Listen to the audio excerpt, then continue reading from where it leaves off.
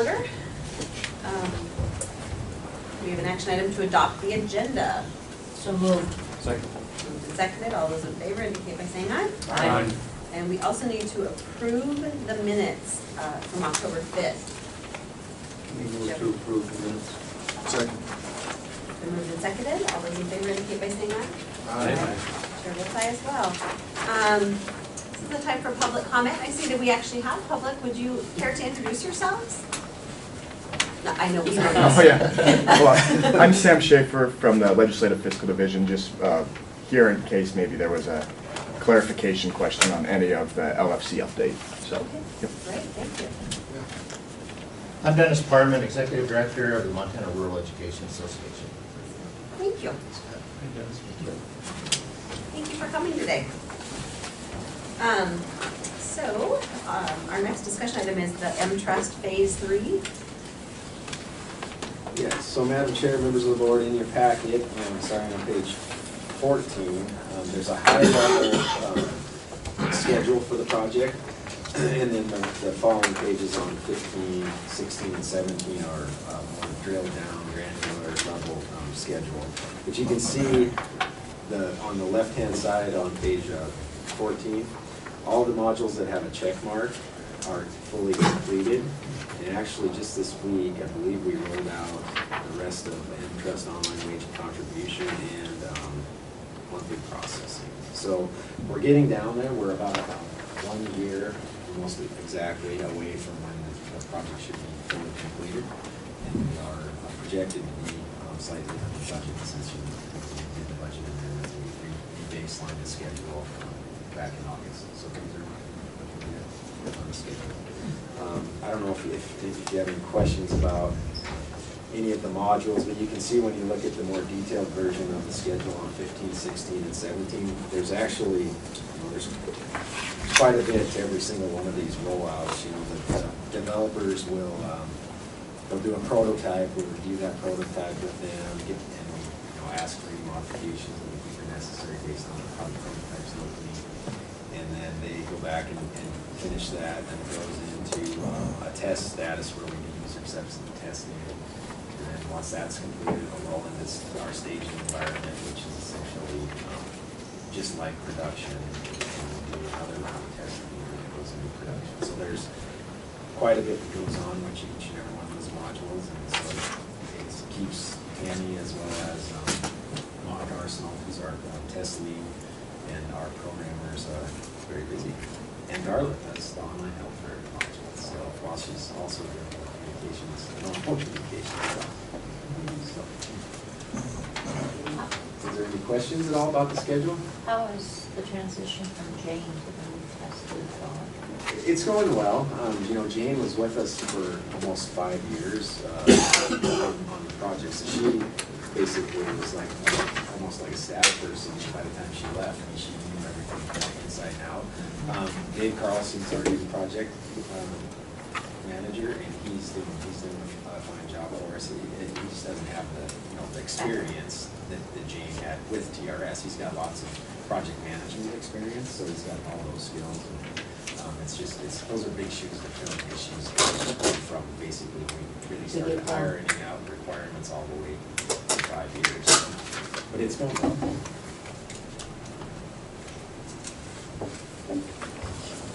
So if there's no questions about the schedule, Nolan will actually give you an update on the budget. But the budget is projected to be, we're going to have a slight savings, it looks like, unless something goes haywire. And I shouldn't say haywire, but we do have 2 modules left that are pretty complicated. The buybacks module is definitely complicated. It will take a significant testing effort, and then there's still some benefit calc enhancements that we're in the process of doing. Those are rather complex too. I mean, the calculations themselves are halfway complicated, and then to write it into code and make sure it all works, everything is fairly significant. Are those, like the buyback module, will that be for internal use only, or will that actually go out on the website with people? It's for internal use. So it's for any of the service purchases. We have all that information on our website, what's available to be purchased, but when a member signs up for a service purchase, it's the module in the system used to actually set up that service Okay. purchase. And enter all the parameters and it calculates the cost. But it's going well. I just wanted to give the board an update, and then we actually have, Darla's going to, on item B there, she's gonna pass out a handout she made that shows how our online beneficiary designation is working. That's been live now since about August, and Carrie actually utilized it. It's working well. Our members really like it. I haven't changed my beneficiaries. So Darla, if you want I think I am one handout short. On my side.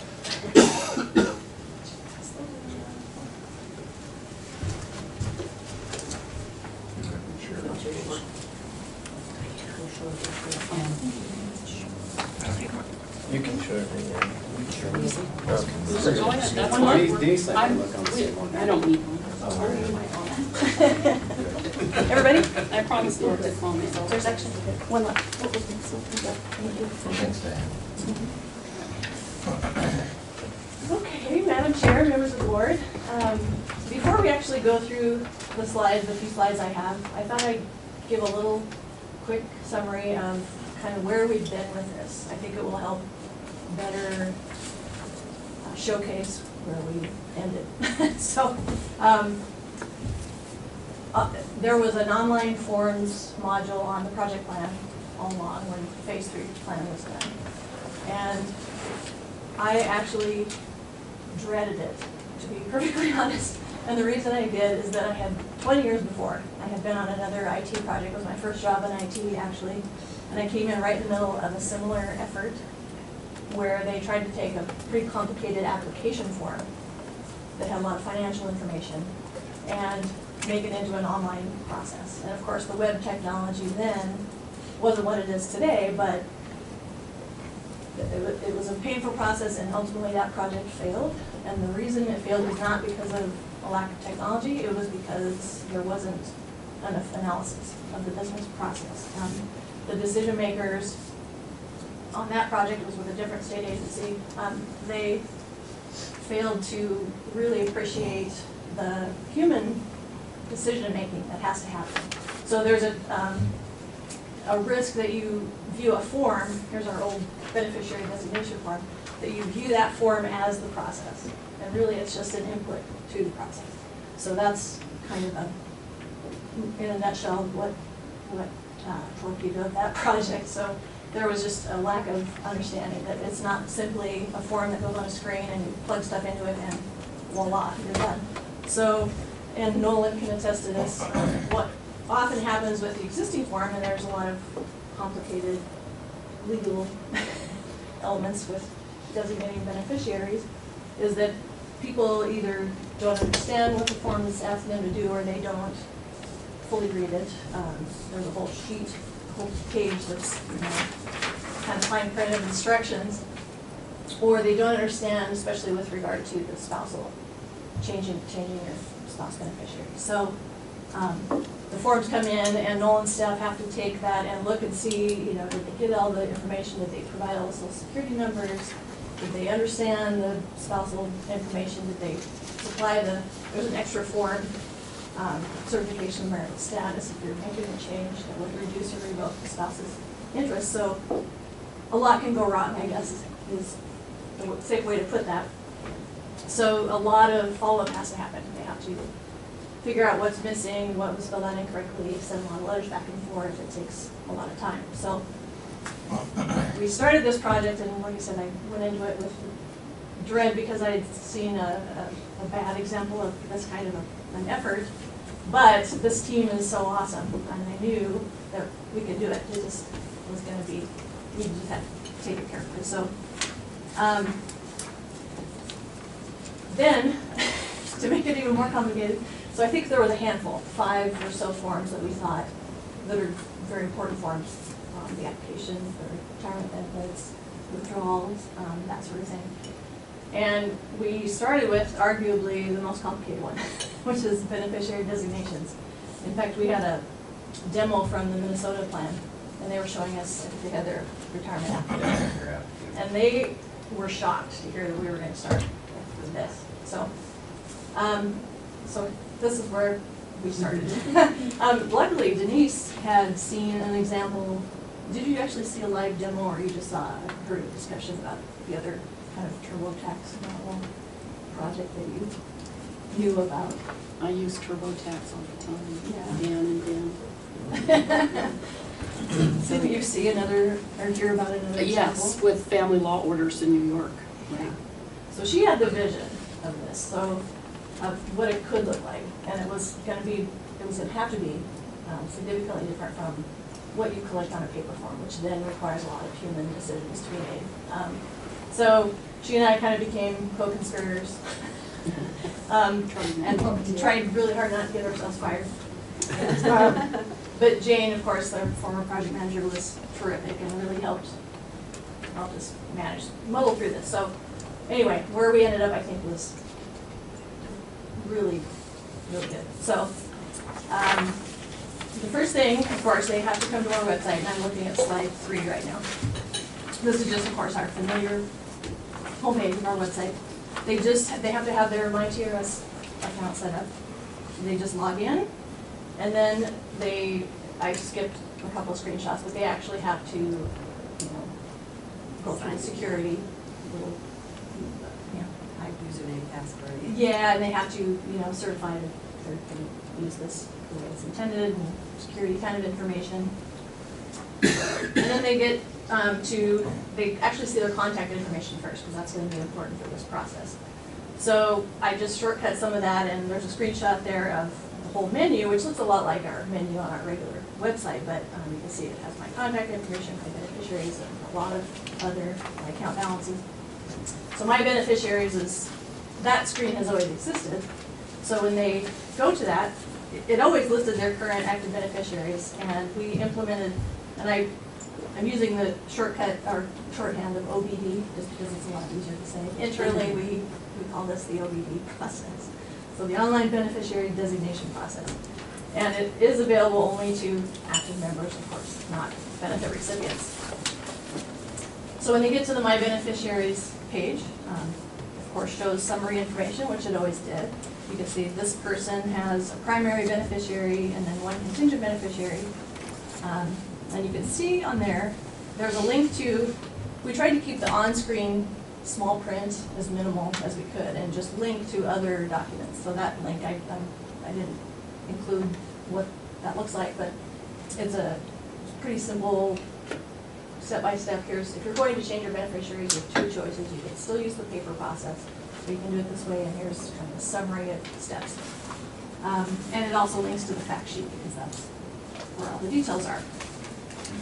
So this person, you can see there's a red warning message there. It says this beneficiary requires updates. But if you look at the beneficiaries were last updated, it was in 2008. So these have been out there a long time. And the reason I point this out is that even though there's a message that makes it look like, oh my gosh, something's wrong with this, they're still valid beneficiaries. We didn't undo anybody's beneficiary that already existed. So in this case, I happen to know, because the project experience, the relationship on this contingent beneficiary is grandchild, and in the meantime, we have separated those out by gender. So now the valid values are grandson and granddaughter, and stepson and stepdaughter, and so there's some of these non-gender specific codes have been replaced in the meantime. So if they choose to go into the process, they can fix that. But if they don't, they're still valid. So I just wanted to point that out, that we didn't take away any existing data.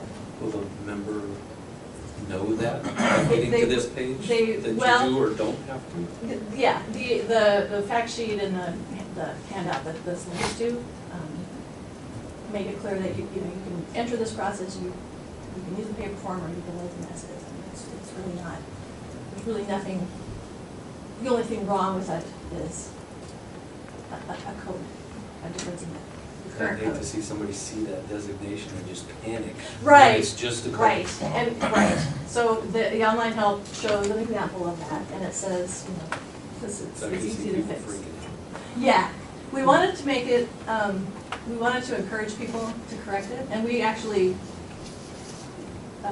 struggled a bit with how to word that. To make it sound like, please go in and update. We want everybody to update their beneficiaries if they have changed. On this page that you're showing now, if they have more than one, say, contingent beneficiary, several grandchildren, will it show the designated percentages on this page? We don't allow that. They're all, Equal share. they're equal shares. Yeah, there's no percentage designation. Okay, so they don't have that option. Right. That's correct. So, and kind of to Jeff's point though, I mean, part of what we wanted here, I mean, if they've made it this far, that they have the ability to change it online. So at worst, if they click that next button, they'll figure out pretty quickly that it's just you're changing it from grandchild to grandson. That'll be clear, the Yes. only problem is, you Yep. know, the drop-down menus aren't the same anymore. Yeah, Basically. in fact, when they get to the screen that I don't have a screenshot of, but you'll see where it comes in, they're coming up. For every existing beneficiary, we ask them to take an action on it, whether you keep it or delete it. And when you keep, then a screen comes up and it points out what's wrong. So Okay. it's actually quite clear. And other examples are that in the old days, we didn't collect, you remember that beneficiary records worked. Now we have gone through that person, a huge effort to make a unique person ID for every single individual, including beneficiaries. But in the old days, we didn't do that, and so there was some that didn't have a social security number, things like that. So there's other pieces of data that could be missing, but the process lets them go in and correct that. So if they want to do that, they click this big green online beneficiary designation button. But even when they do that, so the next slide, slide 6, shows that and I highlighted the screen there because now we know it's kind of a screen flow. And once they've done that, they're in the flow, but you can see at the bottom, they can cancel out. You're never trapped. Once you start into a process, we didn't want anyone to be trapped in it. So they can always exit out, and if they do that, their existing beneficiaries are still there. There's nothing deleted or. And I started it once and then ran out of time and then thought, oh, canceled it. And, Yeah. oh, now what did I do? Right. And this page here, we tried to summarize again with hopefully not too much small print. If you start this process, here's what you're going to need. You're going to need their full name, date of birth, where does this end, etc. And it explains a little bit about if you're changing a spouse beneficiary, you also might need X, Y, and Z. So, and they have a time limit of the same day, and then a little bit of legal disclaimer there. And again, up at the upper right, you say you may also view or print instructions here, and it's a link to the same materials that they have on that previous page. We just try to give them as many opportunities to read more if they want to. So. Then, when you get in here, and we'll talk about those keep and delete buttons in a minute, but you can see Roy, our developer, did a great job of putting a progress bar at the top. So when you first enter the process, it says, in progress is the keep or delete process. And if it's a brand new teacher, let's say, and they don't have a beneficiary yet, it skips that. It just goes right to add. The logic is built in to know. There's no existing ones, they don't have to go through that step of it. So first they have to review and act on each active beneficiary. And then, as you can see, after they do that and they move on, then it lets them add more if they want, if the rules allow, and we'll talk about that a little bit more in a minute. Then they verify what they've done, and again, they can always cancel out if they change their mind. And then they certify and submit, and at that point, they get to say, yes, I understand, I've heard it back to you, this is really what I want to do. And it's exactly the same as if they had filled out a paper form. In other words, when they press send, it's coming to TRS, but it's not real yet. We'll talk about that in a minute. So you'll see that green button at the bottom, continue is kind of grayed out because they haven't taken the action required on this page yet. So they have to, for each one, they have to check either keep or delete. And like Jeff asked earlier, once they click keep, then the next screen actually has a highlight on the field that needs to be corrected. So in this case, this person would have to update that grandchild to granddaughter, or whatever it is. So they do that, and then they actually, when they get done with both keep and delete step or the add step, they can go back and they can undelete.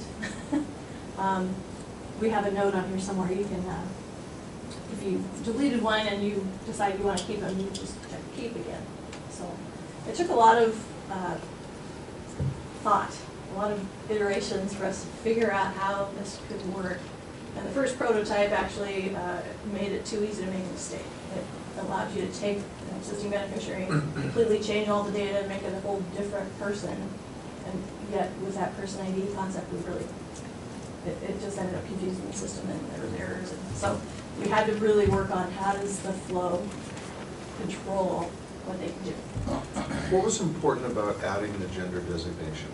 It was just a change had been made over the years in the codes, the values that were used. So all those codes are kept in a code table, and then over the years they had just changed which values were going to be accepted. The only reason I bring it up is because when it was non-specific, when it just said grandchild, no legal issues there. Now we've got, you know, burgeoning identification issues with some children, and I wonder if that'll ever present an issue. Personally, my recommendation was that we not have all of those relationship designators. Right. Our retired, we only really need spouse, child, and other. Grandchild. Oh, another. And other, but it is an additional way for retired payroll or that to identify the appropriate person. Yeah. If you have a beneficiary named, you know, Gene Smith, is it male, female, is it, you know, Gene Smith Senior, you know what I'm saying? Yes. So the more information we got, and really and truly in the past, those codes were entered by us based on what somebody hand wrote on the hard copy form of course. So, you know, in some cases, we were having to distinguish between whether we thought they were, you know, a granddaughter or grandson. So it is not a designation that has any legal import to it, other than helping us identify the correct person. And so, no, I don't think we're going to have any issues about, you know, locking somebody into a gender specification. They could always change the gender, I suppose. Yeah. Right. And It's happened. it kind of speaks to the difficulty of doing a project like this, because you had to account for that. Well, there's all these old values out there, because it had been, you know, sometime since 2008 when this beneficiary was created, those codes changed, and so we had to figure out how that would be handled in this online process. So that's kind of why these online forums become a lot more difficult than you think they might be. So, Thank you. yeah. And, you know, there's a customer service component to that from the, you know, from our staff's perspective. With the more information they have available to them, the more personalized they're, you know, whether it's over the phone or a letter. I mean, that really was part of the discussion, was they were willing to let go of that, and we agreed with it. More pros than cons at this stage. So I didn't include screenshots of every screen flow. It's just important that you know and Carrie has seen, it is just kind of a flow that walks you through as best it can. It became much harder to mess it up, and again, we give them a notice that they can always cancel out and start again tomorrow if they realize I thought I knew that person's birthday, but I don't. Does it save the information up to that point when you cancel out? No, because So they're you current have to start over. beneficiaries, yeah, and it's exactly like if they had, we had to remind ourselves a lot of times that we have to treat this just like we treat the paper form. So if they halfway fill out a form and send it in, we wouldn't accept that either. So, their existing beneficiaries, if they have any, remain unaffected, and that's. Until it's submitted. Exactly, until it's submitted and processed, we'll see that. So as I alluded to, we did incorporate a lot of the business logic, that the problems that end up having a lot of follow-up required with the paper process, we tried to eliminate as many of those as we can, so. Let me ask another question. If a person is designating their grandchildren as contingent beneficiaries and their family is still in the process of expanding, and they forget to add the grandchild that was just born and then pass away, is there any provision for that where there's an understanding that, or so it has to be done manually? If they forget to do it, that grandchild's excluded? You have to keep in mind with TRS that our designation of beneficiary provisions do not follow the normal inheritance Title 72. And people are told that very explicitly that, you know, you have to keep your beneficiary designations up to date because we don't do per stirpes and we don't do classes. So somebody can't simply say my grandchildren, and they will all be included. We need their birthday, we need their sister, number, we need all that. And the same with, if you've been divorced and you forgot to include your spouse. Same thing. Whoops. Doesn't matter. Yeah, so, It happens. yeah. So, some of the logic that's built in is, again, seems pretty logical, but it did take a lot of thought to get it in, yeah. So, for example, you may only designate one spouse beneficiary. You don't let you designate 5. You must designate at least one primary beneficiary. So in this example, if this person had said delete on the spouse, which is primary, then they get a warning on the next, when they get to the add stage, you have to have a primary, and so it lets you change. And I think we have tripped over that in the Well, first because then I didn't know that I want one to be primary and one to be contingent. I want them both primaries, so it was just confusing. Exactly. So that keep stage, when you click keep and then the screen comes up, there's the beneficiary type that lets you change contingent to primary and so on. So, or if they only have one and they delete it, then it takes you to the added you have to have. It doesn't let you submit 0. So, if they have designated their estate as primary, then it knows that that's the only one they can have. So that's just an example of some of the rules that are built in. If the beneficiary is under 21 based on the birth date, it knows that. It then displays the custodian fields and strongly encourages people to designate the custodian because of the information you heard at the last meeting. So if they are going to designate a trust as the beneficiary, does that paperwork have to be completed first before they can go online? They actually can't do it online. That's the one thing. At all? Right. Okay. And yeah, the next bullet there, members, Yeah. they may not designate a trust online. And that was, again, another decision we had to make internally. And there are existing trusts out there, but if they have one, they can delete it. But we can't allow, there's just a lot of paperwork involved. And the fact sheet covers all of that in detail, and as does the paper form.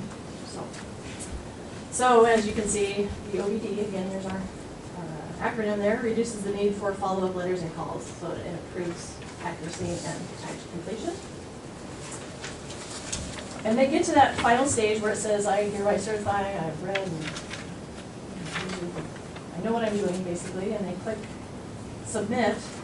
The system actually produces, as you see on slide 9, a nice PDF of what their new beneficiary designation looks like. When they're going through that screen flow, it actually shows who you've deleted this person, you've added this person, but then the final result, again, is just like the form it is. It doesn't, the PDF does not list who you've deleted. It lists who you're designating now. And that's exactly the way the form is. The form replaces everything else you've done. And in this case, I use this example because this was a test example, but this is the most complicated scenario, really, even though it isn't all that complicated.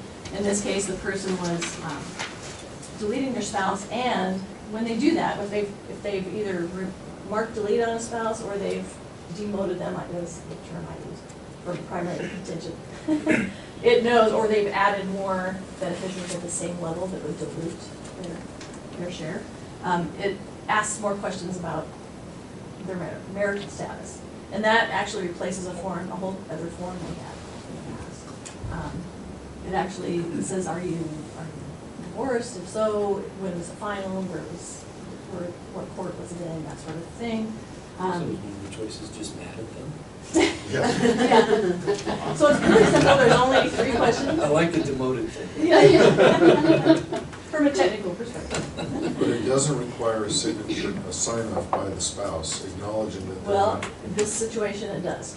Now, only because in our rules here, if they are deleting that spouse or demoting, and the divorce is pending, that's when that's when the trouble starts, so. They have to, and it says at the bottom, Wait before. if they've already been divorced, they can do that, and we just have them fill it out and they're done. But if the divorce is pending, that's when they have to get either a waiver, and it's actually, it gets attached, I didn't have a screenshot, but when in that scenario, it actually produces a second page that is that spousal waiver form. Or they can also submit a copy of a court order saying they have the authority to take away that spouse's. What's our definition of when a divorce is pending? It's not filed. There's no, It has been But on the filed, front end. it has been filed in district court, Oh. and you are either the person who filed it or you have been served in the action. Okay, Yeah. so prior to any filings, there's no divorce pending. and like you said, even if they're mad at them, they're still married. And they all have to do is, we're still married. Okay. That was actually a follow-up question to the Supreme Court after the case that made us do the divorce change in. I guess the lesson to our teachers is if they're planning on filing for divorce, change your beneficiaries first. And the We question, don't provide that kind of legal advice. the question actually, the kind of logic, the flow that it walks them through, they can mark deceased, divorced, still married, or divorce pending. It actually doesn't say divorce pending, it says, I have been served, which Denise just said, it actually provides that language, so that they know exactly what we're talking about. And if they mark that, then it comes up with, you're gonna need to submit official paperwork, and then, like I said, when they get this PDF, it tells them at the bottom here exactly what they have to do, and it provides the blank spousal waiver form if they wanna go that route, which does require notarization. But that's the one thing that they can do online that would require notarization and additional paperwork. So as you can see on slide 10, there's nothing to notarize or mail in unless the divorce is pending, etc. And if in that case, and again, it's the same as the paper form, if they sent in the beneficiary designation change form and marked the divorce as pending and they didn't follow through with that paperwork, we would never accept, the whole form is invalid. And the same is true with this. Even though they've submitted, it's not real yet until they provide everything that's needed to process that. So, when they've done that, for all of them, whether they have a divorce pending or not, the member can't view or go in and make more changes. The My Beneficiaries screen has just kind of a message that you've submitted a new beneficiary designation on this date. And there's another button, they can get the PDF so they know what they submitted, so they have a record. And then, what happens on our side? Roy built a screen in M-Trust that lists everything that's come in. So you can see there's several different statuses here. It's just sort of a list page here, and it shows that there's a couple that were submitted. One that's been verified means someone looked at it and said, yes, everything seems to be okay. One reason we need that step is that sometimes they might have submitted a beneficiary and provided a social security number, and we've found out that that same social security number already exists in our system. And something we have to figure out, is it the same person, is it not, which social is right? Is it, we make a mistake, did they make a mistake? So there's still some human review and analysis that has to go on. And in fact, that SSN problem, there is a way for our staff to unsubmit this designation, this OBD, and send it back. And they'll, of course, be on the phone with that person and say, you know, I'm going to push this button, you're going to be able to then go in and fix and correct that social security number or whatever. So, and they have a day to do that. It's not done by midnight of that day, it's gone, so. Once our staff have marked process, that's when the changes actually get put into our database and become real at that point. And then their My Beneficiary screen would show all those new designations. So.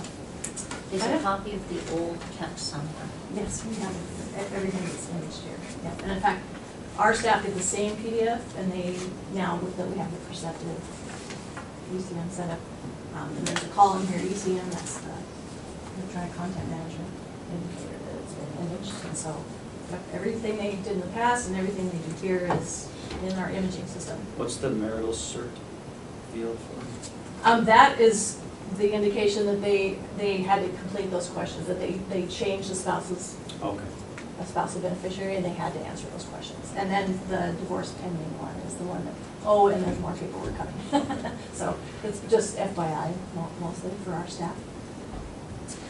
And so where are we now? The OBD rollout activities and the current status. The initial rollout was quiet, even though we tested the heck out of this and felt pretty good about it. We wanted it to be out there and see how it went. And sure enough, within a day or two, there was one or two or three came in and people were finding it without any announcement on our part. And then we had Carrie Guinea pig. Pretty good. Helpful. It helps for me too. Did you find it fairly easy? Yeah, very easy. Let's see, so we began, we actually did a presentation at the teachers' conference.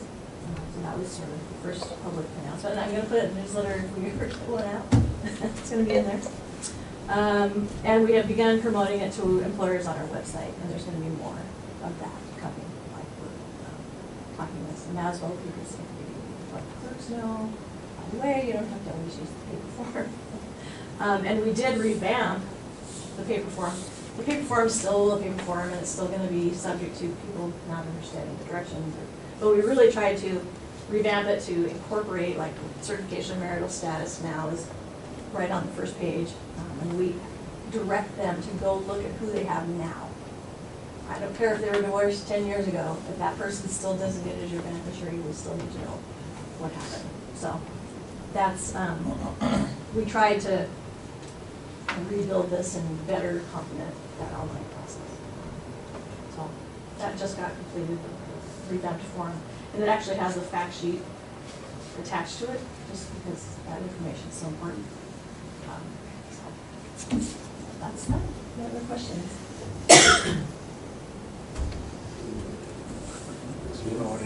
You guys probably do get a lot of questions about people when they're divorcing. What should I do?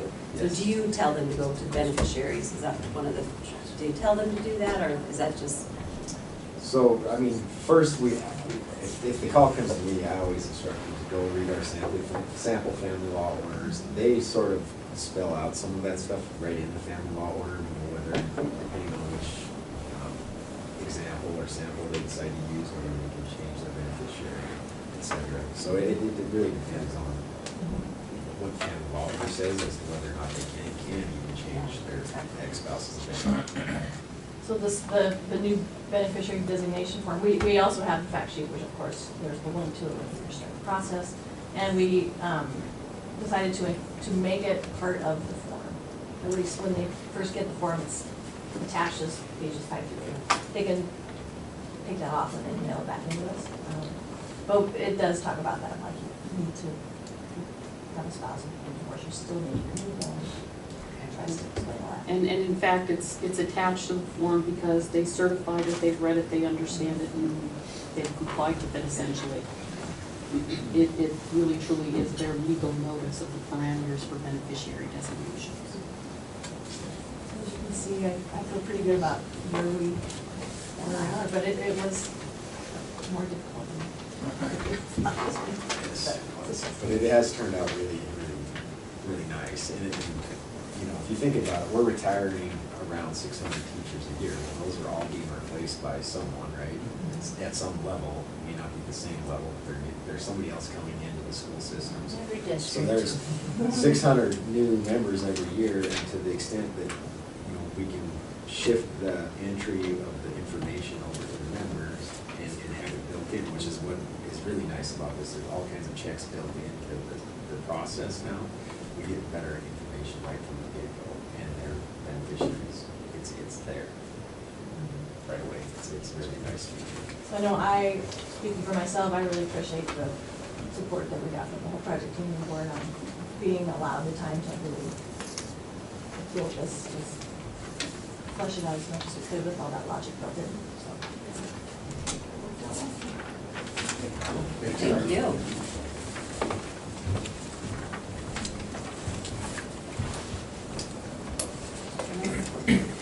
executive director's report. Was there- Oh, was there any public comment about any of those questions about interest or anything? Thank you. I appreciated your gender neutral questions, because I sat in on a hearing where that was discussed at length, and it is getting to be quite an issue. But I understand the customer service problem as well, so thank you. I appreciate all the work you've done on this. Okay, so Madam Chair, members of the board, on page 19 of your packet, behind tab 4 is the executive director's report. And first up, I have several staffing updates to provide. So with Sandy Donahue's retirement, which we, at our last meeting, I guess it was August at this point, that was just a month or so before Sandy was going to retire, and the board recognized her for her service. But her retirement sort of created a cascading effect with people, opportunities that opened up at TRS and internal candidates that were successful in applying for them. And so I'll run through these staff updates, but overall we only ended up with one brand new person at TRS, but we have several job changes as a result of Sandy's retirement, which is good. I mean, we have quality individuals working here, and they were able to take on some more responsibility, and I think they're going to be successful. So the first one is Jessica Stevens, which she previously worked in our active group as a benefits specialist. She actually applied for and was the successful candidate for the position that Sandy left. Which, I'm sorry, so she started out as she was a retired payroll benefit tech. That doesn't make sense. She was the successful candidate for the active team benefits specialist. So Jessica was previously in the retired payroll section of TRS. She's now in the active section, and she'll work primarily on transfers and reported error issues with hers. So then that obviously created an opening in retired payroll, and Shannon Buswell, who's currently our executive secretary out front there, she applied for that position and was a successful candidate. So she's now going to work on the retired payroll team. And we're excited to have her there. She's been really outstanding for TRS ever since she came here. She's really sharp. So both active and retired are now in good shape, and that created, of course, one more vacancy that we had to fill since August, and that was the executive secretary position. That position was, we ended up going with an external candidate. We didn't have any internal candidates for that one. And Christian Ward was the successful candidate. Christian actually was sitting out front this morning, so you get a chance to maybe just introduce yourself as you go by there. He's coming to TRS with 4 years experience as an administrative assistant from the Department of Public Health and Human Services. And we're excited to have him on board. This is his first week. His first day was Monday, so he's only been on the job for about a week. But he appears to be very sharp, so I think he's going to be a good fit for TRS. Are there any questions about the staffing update? Just like I said, it was one change caused about 4 changes. But it seems to be good for staff morale to when you're able, if you have the people that are qualified and able to do those positions to promote from within, that's a good way to go. Also gives people a better understanding what others are doing when they've done it themselves. Absolutely. Okay. So if there are no questions, I'll move on to item B, which is the 2019 legislation update. So I sent this packet to you last week, and as of December 4th, our 2 bills, LC 981 and LC 1184, have not yet been drafted, but Sherry Skirt with Legislative Services Division is working on drafting them. In fact, we have a meeting with Lisa and I do this afternoon with her to discuss the housekeeping. She has a few questions. So that's underway. We did secure sponsors for both of those bills.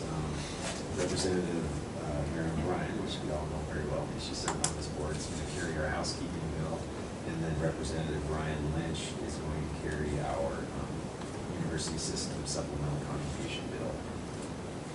So outside of our own requests, there are several other bill requests out there.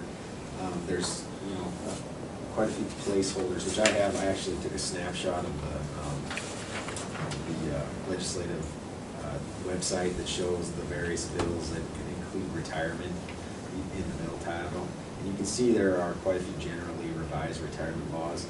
And it's hard to say whether those will ever actually be introduced or not. I mean, typically, during the legislative session, you'll have several of these as just kind of placeholders, depending on what else is going on, they may or may not submit them.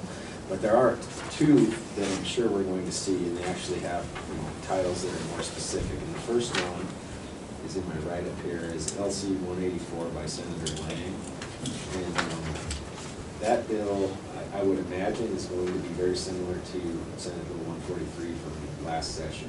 And what it did was it expanded who is eligible to work under 1927-32, which is the statute. And if some of you that have been on the board for quite a while, you probably remember that it all started with House Bill 363 from back in 2009. And what that provision is if a member retired with 30 or more years of service with TRS, and the employer has advertised the position, they certify to us they're unable to fill it. It's an emergency provision essentially for them to go ahead and hire a retired member. There's no limit on what they can earn, and they can do it for up to 3 years during their lifetime. And so that's it, and that provision is utilized every year. We have a handful of employers that utilize it.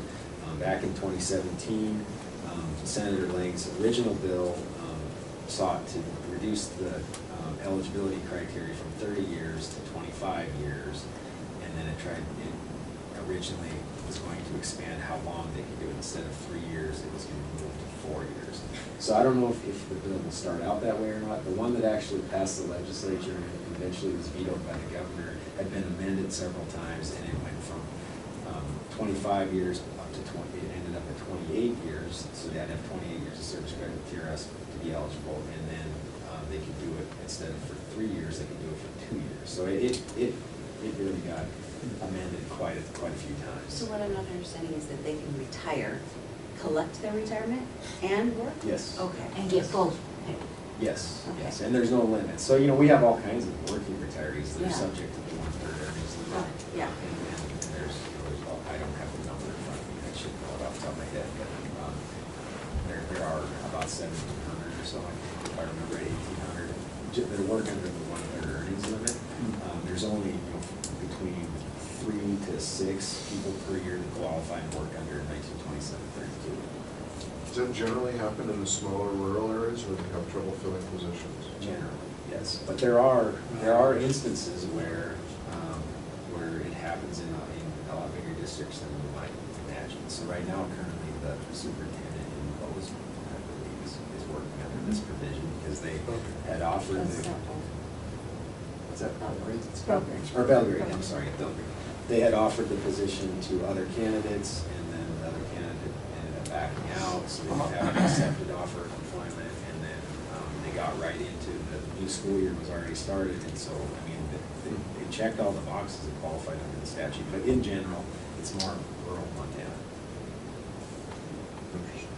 So again, like I said here in my write-up, unless something's changed in the last couple of days, the actual language for that bill isn't out there yet. Once it is, I'll visit the legislative committee for sure on that. The second bill is LC 1396, and that's requested by Representative Bruce Grubbs, which it appears to be modifying the definition of TRS employer. Representative Grubbs is a former director of one of the educational co-ops in the state, so I would imagine, I don't know because I haven't seen any language and I haven't been in touch with Representative Grubbs. I would imagine it's that the bill will seek to somehow modify maybe how co-ops are treated, or the REISs and co-ops in the state, REISs and CSPs, excuse me. I'm not sure though, I haven't seen any language. But they are on my radar. I'm sure you're right. Okay, and then. And I know Bruce, but Yeah, I'm sure you're right. that would be my guess. So are there any questions about the rest of the bills? Like I said, they're pretty, very broad titles. Generally revised retirement system laws can be just about anything. In fact, our housekeeping bill, that's going to be carried by Representative Ryan, is the title, the short title is generally revised teachers retirement system laws. So it's hard to say what exactly will be contained in those, but we will monitor. monitoring them closely. So the bill that he has, 951, they're gonna increase the university system supplemental contribution to TRS. You don't think that one's gonna make it to the floor, and if it did, you don't have any support? That's a good question. It hasn't made it out of committee the last two sessions. Well, the last two that I've been part of. It's been way more than that. It actually hasn't, the last time it was modified was in 2007. There isn't any from our area? Lynch? Yeah. Ryan Lynch is from Butte. Oh. Yeah, Yeah. Frank Garner is. Okay. So Representative Ryan Lynch, it gets a little confusing with Ryan Lynch and Representative Marilyn Ryan. But Representative Lynch actually has carried this bill for us the last two sessions. This was Jack Lynch's son. He was the city manager in Butte for a long time. Yeah. He just died. I think, yeah, that's right. I certainly said things to the Board of Investment liaisons, Senator Sales in particular, about what this has to do with it, but I don't know if that will have any impact. I don't know what. I hit them up pretty hard Oh, that on they need that. to do something about it. Okay, on the university system? Yeah. Supplemental, okay. I wasn't sure which commission you're talking about. Yeah. Yes, so, yeah, well, I mean, like I said, the last couple of times it's gone as far as committee, and then it's just, they make a motion to table. We'll see. Okay. All right, are there any other questions about the legislative update? There'll be much more to follow in the coming months. Okay, so next we have the State Administration and Veterans Affairs update. Every year, both myself and then Director Schmidt and Impera were required to go present the results of the actual evaluations to both the SAVA Committee and the Legislative Finance Committee. And we recently just did that. SAVA met on November 13th. I presented the results of the evaluation to the committee. There really weren't that many questions. They did ask, whether we were planning to bring a funding bill to the next legislative session. I indicated to them that we were not, because if we meet our assumption, which we're expected to do, and the actuaries are telling us at our last evaluation meeting in October that if the assumptions are met each year, we're expected to decrease by 1 year each year. And of course, if the market does way better than we're expecting, we would decrease by more than 1. If the market does worse, we may go the other direction. But that's all we have to work off of. Essentially, from 1 year to the next is the assumptions, and that's why we do evaluation every year. So I indicated then we weren't bringing a funding bill, but really we are bringing a funding bill. And I just didn't really think about it that way because it's not a conventional funding bill. The university system supplemental bill isn't your conventional. We're going to raise employer contributions by 0.5% and employee contributions by 0.5%. But it serves the same purpose. I mean, it's about an additional $13 million a year. I haven't had an analysis done quite yet by Todd for the fiscal note, but I believe it knocks off 3 years off the amortization period. So, I mean, that really does serve as a funding bill, and it's, it would serve in that capacity. But I didn't think about it for that committee. I actually did when I presented to the LFC. The SAP committee did adopt their pension policy principles for the 2019 session. And they're listed there. There's 4 of them. I'll just read them real quick. Pension should provide the base of financial security in retirement. Retirement is a statutorily defined years of service and age to be attained for a full retirement. Number 2 is pension funding should be a contemporary obligation. Number 3 is pension investment should be governed by the prudent expert rule. And number 4 is pension benefits should be equitably allocated among beneficiaries. So all of those principles closely, they align very closely with our own funding and benefits policies as well as the statutes that govern TRS. Are there any questions about the SALA committee? What does number 2 mean to them, contemporary application? So what it means to me, I can't really speak Yeah. exactly for them, but what it means to me is that you shouldn't artificially pay way less right now or way more right now than what's required. And that's why it's important, you know, that we look at those assumptions at a minimum every 4 years. It really should be a contemporary obligation so that, you know, part of why there's an unfunded liability, you know, it's very clear, it goes back to, you know, the GABA adjustments that were passed back in the early 2000s that weren't, you know, really funded by contributions up to that point. At the time, they looked great, and I'm not faulting anybody for it because we had, you know, pretty significant investment earnings for a long period through the 90s, and we had a pretty hefty fund balance, and we were funded, you know, we were in the 90%, something around 90% funded at that point. But they really weren't paid for through the contributions. So what that's getting to is, you know, we shouldn't be putting off contributions today that we know we're going to need to be made later. So the people that are working now should be at least paying the cost, and they are. There's just this small, just over 1% of the employer contribution goes to help fund today's employees' normal cost. The rest of that normal cost is funded by the member, and then the remaining contribution on the employer side goes to fund their funded liability. So I would say currently, we are definitely meeting that requirement. And on a similar note, can you give me a layman's definition of the prudent expert rule?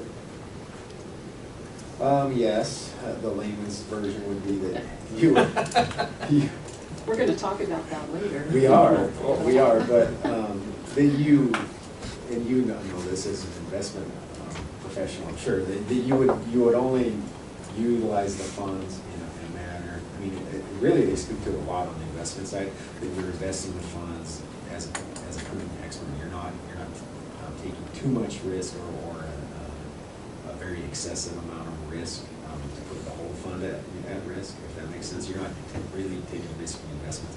So a prudent expert is what a normal expert in that area would consider rational decisions, I guess. It's an upgrade from the reasonable man, It reasonable person. is, and the relevance to this board is that you have delegated that authority, where it's statutorily been delegated for you to the Board of Investments.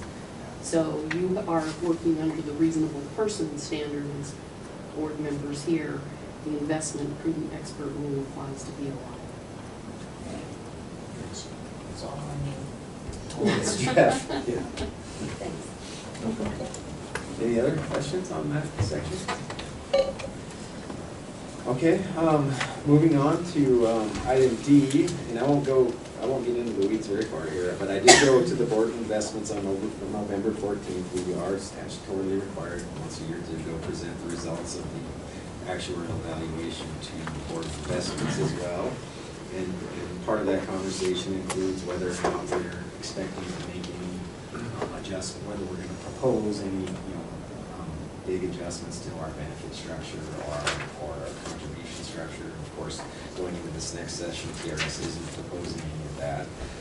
And the reason for that, and the reason it's an annual requirement, is at that same meeting, the Board of Investments sets their asset allocation strategy for the following year. And I'll let Jeff speak more to that here. The Board of Investment meeting went well. I thought they always have several questions for us, and it's a cordial relationship between BOI and TRS. On item E is the Legislative Finance Committee update. On December 3rd, again, myself and Director Schwinden presented the results of the actuarial evaluations to the Finance Committee. Similar to SABA, there weren't a whole lot of questions about the valuation itself, but they did have that same question about whether we were bringing a funding bill because the system is currently amortized in 30 years instead of 30 or less. Sort of the same explanation, although I did remember to let them know that yes, we are bringing the university system funding bill, and if they would pass it, that would help the funded status of the plan, and it would reduce the amortization period. And then there was the staff for the Finance Committee presented to the committee. They provided a presentation to the committee regarding the upcoming changes to ASOP 51, which ASOP is the actuarial standards of practice. It's the standards that our actuaries have to operate under. And that specific ASOP is titled Assessment and Disclosure of Risk Associated with Measuring Pension Obligations and Determining Pension Plan Contributions. And the LFD's reason for providing the presentation was to get input from the legislature about the types of stress testing or risk analysis the legislature is interested in seeing, and whether or not they want to make a recommendation to the retirement boards. The changes to the standard itself are intended to increase the level of analysis and education provided by the actuary related to risk, both economic risk and demographic risk. So I've been monitoring this change actually for some time now. I've had conversations with Todd Green, our actuary, and Kavanaugh McDonald. The only thing I would point out is that the standard itself is very broad. I mean, Todd has indicated that, technically speaking, to be in compliance with the standard itself, you could probably get by with a short paragraph. I mean, it doesn't specifically require anything, but it does provide some recommended areas for doing risk analysis. So I think at this point, I don't have any recommendations. We're monitoring this more. We're going to continue to monitor this more. We do have to comply with it, beginning with our next valuation. We have to have something in our evaluation that would comply with ASOP 51. And I'm looking to Todd for some recommendations of what he's doing for other clients, what's sort of the norm around the country, what are the types of stress testing that they're looking at. And then in addition to that, I think the legislature will likely come back, whether it's through any kind of official resolution or something like that, I doubt, but I think they'll come to us through their staff with a recommendation or at least some kind of a memo or letter saying these are the types of things that the legislature would like to see. And it really what it's supposed to do is heighten our level of awareness of what the risks are. I mean, there's not in my mind, there's not a lot of value in saying, well, let's run the analysis on we're only going to get 5% every year for the next 30 years.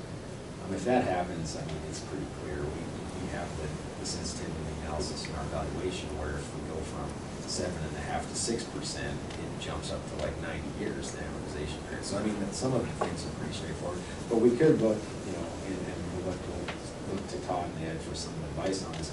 We could look at different things, or maybe you have a slower than anticipated growth in the market the first year or two, but then it's actually hitting your assumption after that. What does that look like? What does that do? What does it mean? Can we just look at historical data as well? I mean, we You have so can. many times. That's one of the things that I think that Sam Schaefer, who's in the audience, one of the things that he mentioned in his presentation was you could take and replicate the last 20 years and the upcoming 20 years. What does that mean? There's all kinds. The sky's the limit on the different types of analysis you could do. But at the end of all that, what does that really mean for the retirement system? I don't know that there's a whole lot of zest at the legislature to look at these results and say, wow, let's overfund the system, not overfund, but let's really beef up the funding to the system so that if some of these scenarios do happen, we're on solid footing. But I can't speak for what they plan. I think you're safe in that. So we will be looking at that, and we'll be, I'll be bringing some ideas to the board as we get into the spring.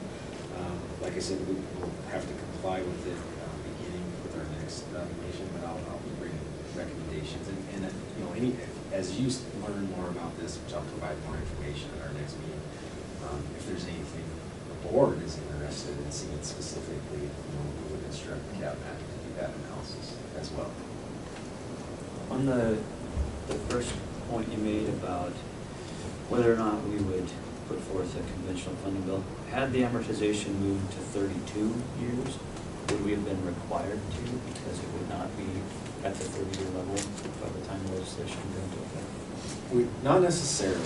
So if you read our funding and benefits policy, the board has some discretion. We say right in the policy that we want to fund the system in a over a 30-year amortization period.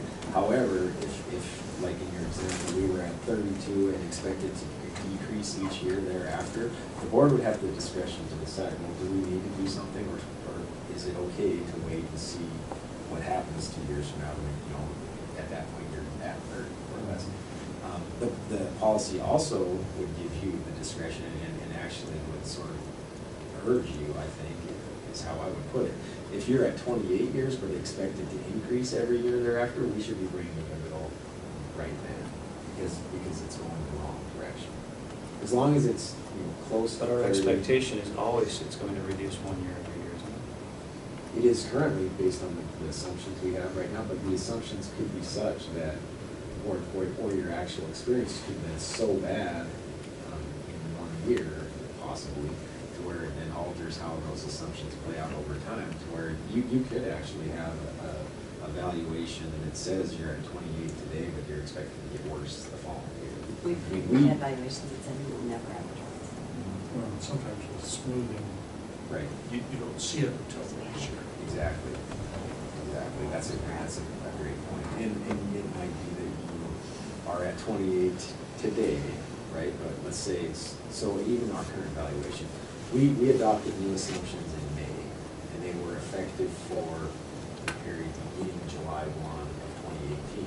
So if you look at like our rate of return in the valuation, how it's referred to throughout the whole valuation for 2018 fiscal year 28, it was still at the 775, because that assumption change doesn't go into effect until the following year. So you could be in a position where today, you know, that valuation was at 28, but you made assumption changes, maybe you dropped it to 5%, right? And it's expected to increase from that point forward without some other input, which would be either contribution enhancements or benefit reductions. Does that make sense? Yep. Okay. With that, Madam Chair, are there any other questions about the committee or the standard itself? Like I said, it's pretty vague and broad language, but I think we'll want to use that as an exercise that's informative to the board, the things you're interested in seeing primarily and first and foremost. And then I think all what we're interested in seeing, what the legislature is interested in seeing, I would imagine are going to be fairly closely aligned, but I can't speak for exactly what they're going to want. I do think it gives us, I think it's good information, but I also think it gives us another avenue to talk about things that show up in legislative matters that are potential for harming our ability to move forward. And even though it might only be one step at a time, but Senator Lynch's bill, where we end up having to pay for something that we weren't originally planning to pay for. However little, sometimes those other discussions actually help us when we're talking about legislation that will take money out of the system. Yes, I agree.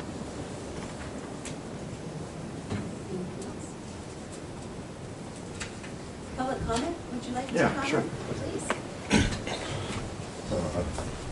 Madam Chair, Sam Schaefer in the Legislative Fiscal Division. So just to, sort of talk about what Director Graham said, we've been working with him and Director Schwinden. We look at ASOP 51 as an opportunity to further educate the legislature. I mean, as everyone knows here, the pension system as a whole is really complex, and when you have 150 citizen legislators who come in having to pass a budget, and you see the policy battles and all these other things, this often just, it doesn't get pushed to the wayside, but the education level isn't there.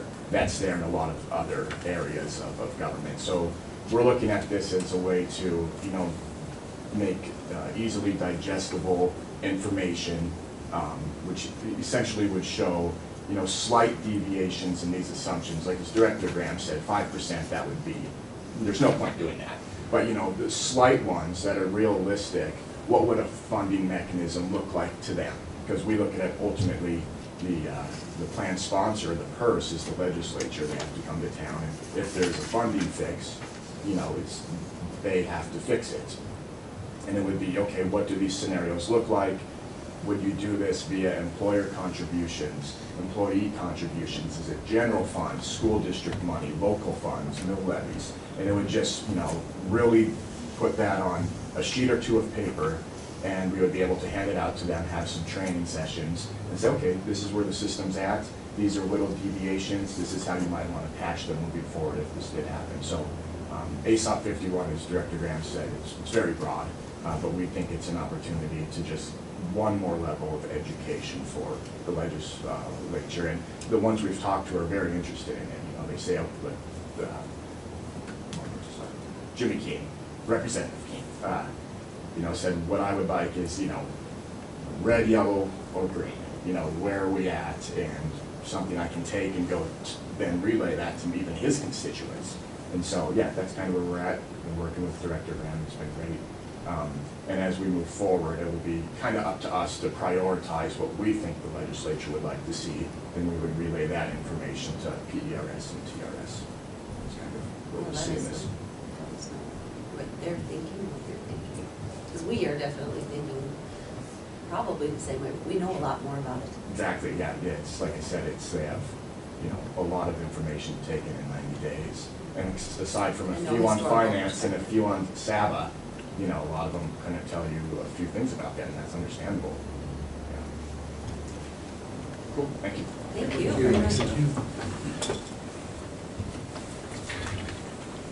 Any other public comment? Some more administrative business. Our investment report, Jeff. All right, Board of Investments met last November 13th and 14th. And at that time, we were informed that the buildings we've been talking about moving to the trust fund had been moved. That happened on October 24th. And in round numbers, that would have been $19.4 million that then would be transferred back into the cap or the pension funds to then invest in the same areas that they already invested. So instead of the buildings, it's just in investments.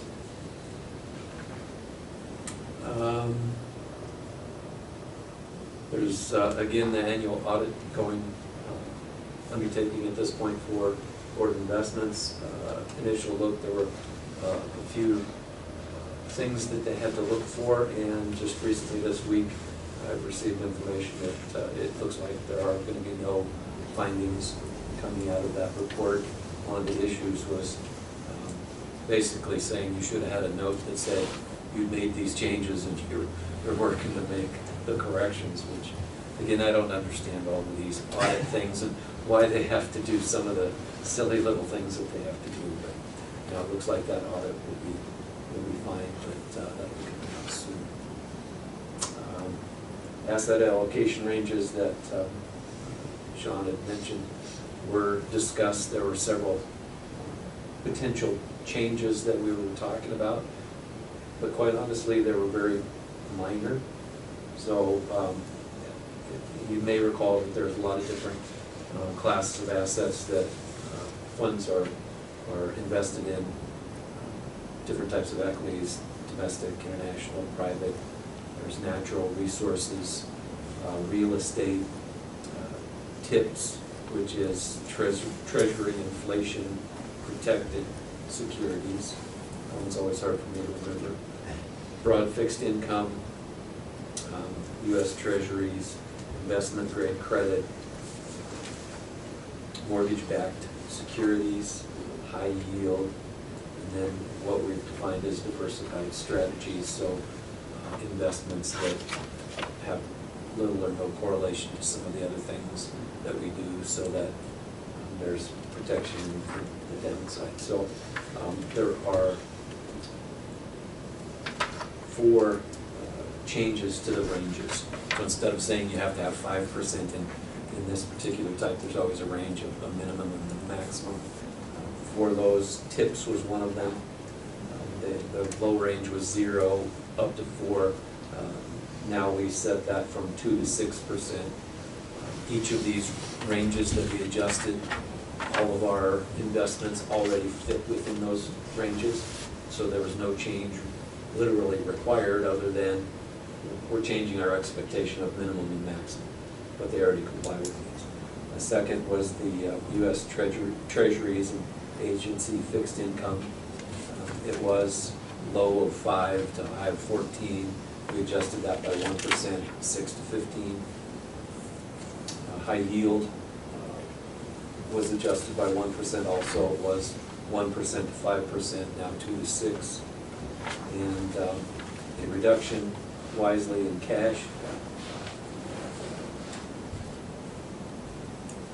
And that's 1 to 6%. A lot of that is we take care of more of that in STIP instead of just having the cash. And those are the minor changes to our ranges. And again, all of those, we already have investments that fit within those ranges. So no changes, which is good. I'm sure you can't help but follow what's taken place in the markets over the last couple of months, and they're very volatile. It's anybody's guess how long or how poorly things are going to react for a while, but I think we're positioned really well. From our consultant, our VK, looking at our contemporaries and where we sit relative to others, we're actually in very good position. We have less risk and actually higher returns than many of our contemporaries. So I think the people working at the board, Joe Cullen and everybody else, have been doing a very good job of diversifying those investments. And again, we got to keep reminding ourselves we're in there for the long term. Can't have that knee-jerk reaction. I've avoided, honestly, my 401k for about 8 weeks. I glanced yesterday and was pleasantly surprised that it wasn't minus 15%, but, you know. The media would have you believe. Exactly, yeah, so I'm happy with that. Jeff, the time frame that you just, the changes in the allocation percentages, does that reflect the time frame of the next year? Do you reevaluate that annually? Right, annually, yeah. And when it shows on the page before that the investment was down 4.32% for the month of October, I just have a question about the private equity. Because there's no public market for that asset class, do they show changes? You're asking the wrong person. Okay. I couldn't give you that detailed answer. They've got a number in there for the 1 month number, so. Yeah, well, I don't know my how point they is report that it. private equity impacting that at all, because they're not showing changes in the asset value of that private equity portion, because there's no way to value those until they sell them. Right. I think a lot of those have to do with timing, whether there's any changes at all or not. Okay. Yeah. So it probably doesn't reflect anything up or down in the valuation of that particular That would be asset. my guess, yeah. Yeah, because really it is all in the timing with those, as you stated, yeah. Yeah. And just a quick comment, on the way over on Wednesday, I was listening to Bloomberg, and they were doing a pretty extensive analysis of endowments at universities. And over the last 10 years, the net gain on the average endowment was 3.75%. And yeah, very, very low, because they were heavily into fixed income and going very conservative. One thing the Board of Investments here, I think, is doing right is not getting too conservative. One benefit that they have there at the BOI is that they understand that this is a perpetual process, so there's no limitation of time frame as there might be with an individual. So I think that actually is one of the good things about the size of the board and the people we have on the board. We keep reminding of those. There are some who are pretty set in their ways, and that's actually awesome, because you get that, well, I've been here for X number of years, we're in it for the long haul kind of perspective. It's a good process. Actually, very good. All right, what else do I have? As of September 30th, asset classes had positive 1-year returns. September 30th, that's a good thing. Again, it's going to be up and down. Not sure where things are going. There are only a couple of classes during that time that had negative returns for us. Broad fixed, treasury, investment grade credit, and mortgage-backed securities. And those all were at 1% or less of a negative return during that time. So think we've done pretty well. Again, there's gonna be, I assume, some continued volatility. If we could stop it at the right time, apparently during the day, Yeah. things would, over the last week, things would be great, but, go with the flow. I think it's funny how people's memories sometimes work, because you have the media just hammering that this is so terrible, and then you read a little bit further down, this is getting as bad as it was in 2016. And you think back to 2016, and nobody was really freaking out. That it was a kind of ugly year. It was 2 years ago. Yeah. And then some are saying, oh my gosh, it could get as bad as 2011, which was a really bad year. But people don't remember that one either. What they remember is 2008. And when any year starts to look like it might be a rough year, people's minds, I think, go directly back to how that sort of apocalyptic nightmare that we've all lived through. Yeah, for my own personal sanity, I keep remembering that over the last 18 months or so, how much things have increased and how many times record highs have been set. Oh, yeah. And then as it's dropping back or staying close to level, I keep telling myself that's a good thing. Yes, so Especially the small drops are a good thing. 2017 was the first year ever that the S&P ended every single month up. That had never happened before. And all of a sudden, that's everyone's new benchmark for how things should react. That's just not, that was not normal at all. So after a year that good, to have a year that went flat, essentially, what's the big deal? I'm not sure we have these numbers exact, but another statistic that's remarkable, there were only a handful of days last year where the market was up or down by 100 points or more. This year there's been something like 60. Isn't that crazy? Yes. And 500 and 600 points. Yeah. It's down 450 today. I just looked too. I keep telling myself on my own quarterly reports saying, that's just on paper. I didn't have that money in the bank. I'm not losing it. I just haven't increased as much as I wish I would have. That helps on the surface anyway. I look at my inception to date numbers too. Yeah. That's all I care. That matters. I think that's about all I have to report unless there's other questions. We're meeting again in February, same week as TRS. Get to stay here? I think I'm gonna have to this time. It's just February. too much driving. Extra day of time. I'll be able to work.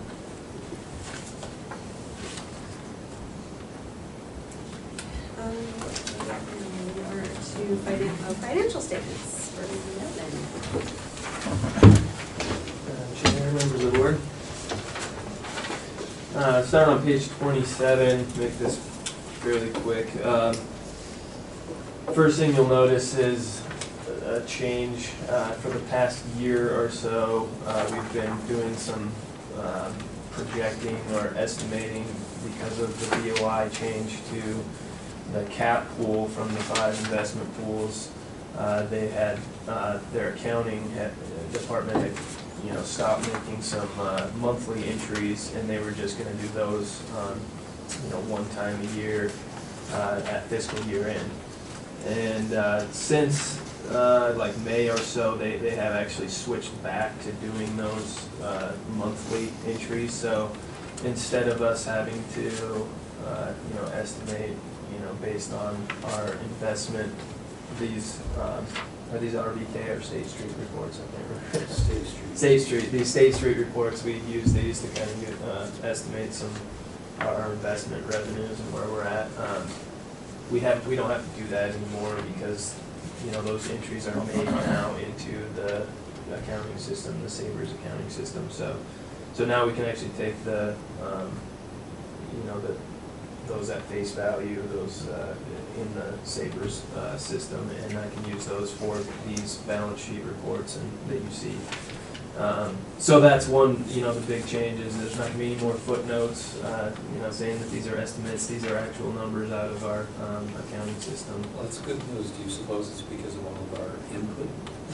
Yeah. That they started doing that? We hope so. Awesome. Yeah. Very good. Makes your life easier. Yeah, it does make things easier, and like I said, even they probably are doing some sort of, they're valuing those assets and then making those entries, which I think they have to do probably a true up at the end of the year to make it. But at least it's a better estimate than what we can do here in house. So So on that note, as Member Greenfield just went over, we've had a little bit of a rough go in the investments, at least so far this year. There's a lot of time left.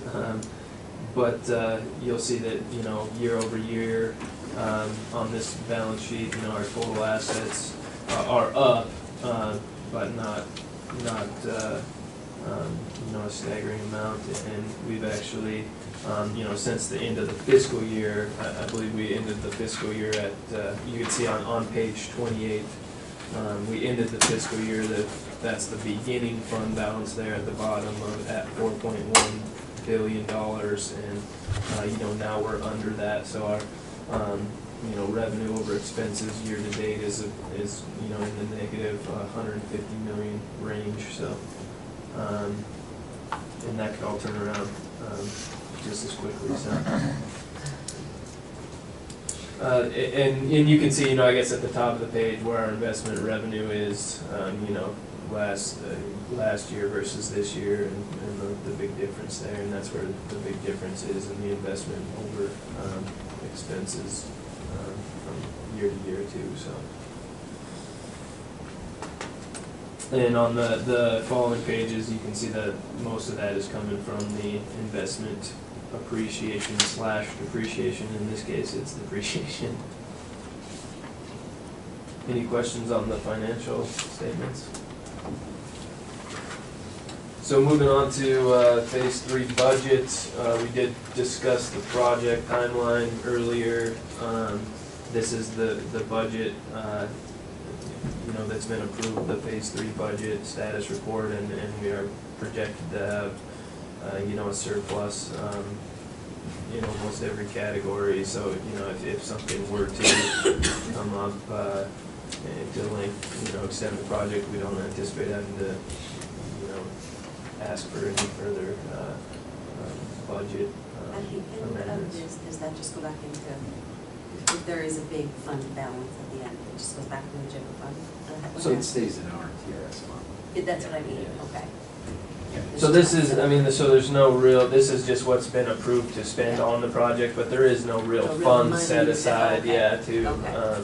you know, Not we sitting didn't in set an alternate. $1.8 million aside or anything to pay for the project. We just, this is what, you know, when the project is completed, and assuming it's, you know, 1.7 million, that's what we can, you know, we would capitalize that, and then, you know, depreciate it over, and so it just kind of helps our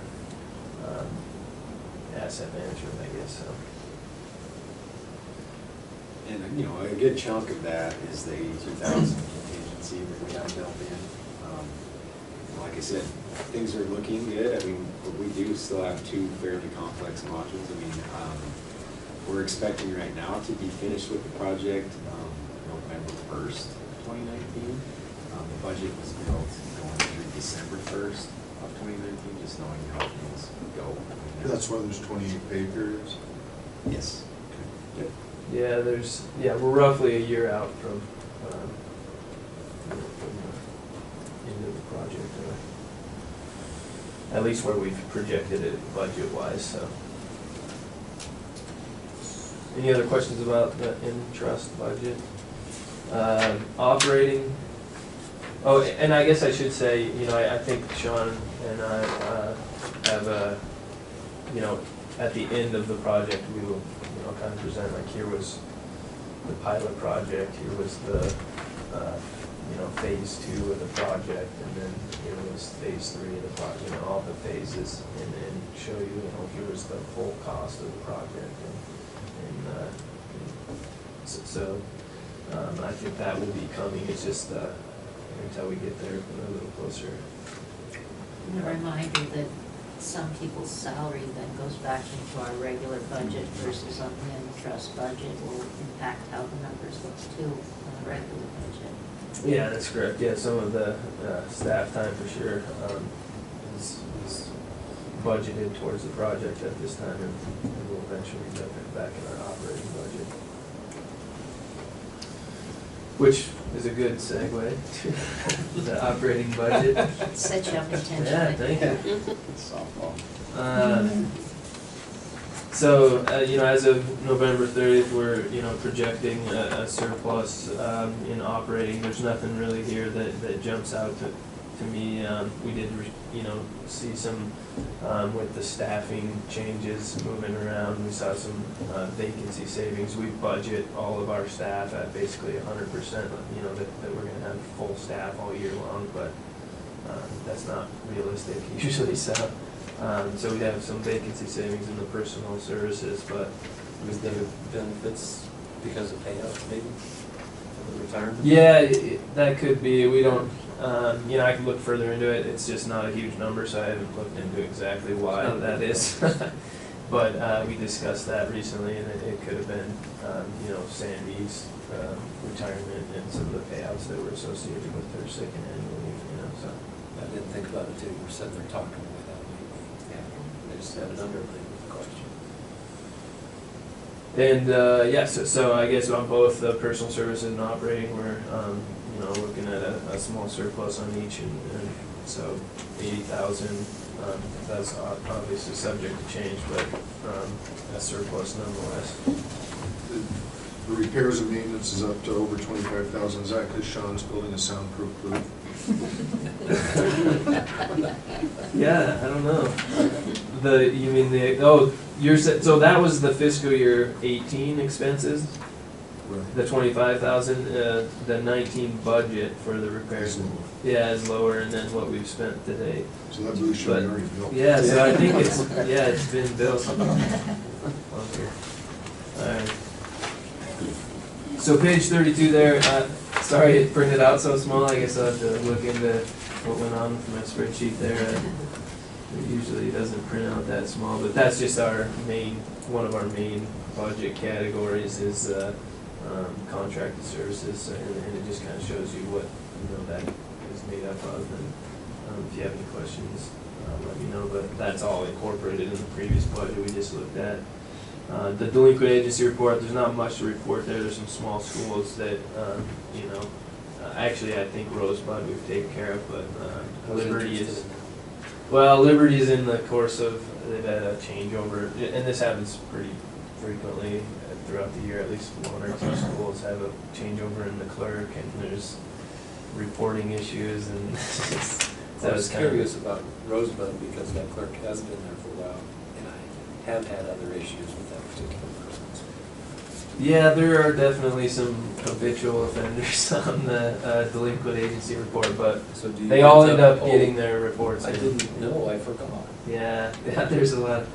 We That's hear. what I get.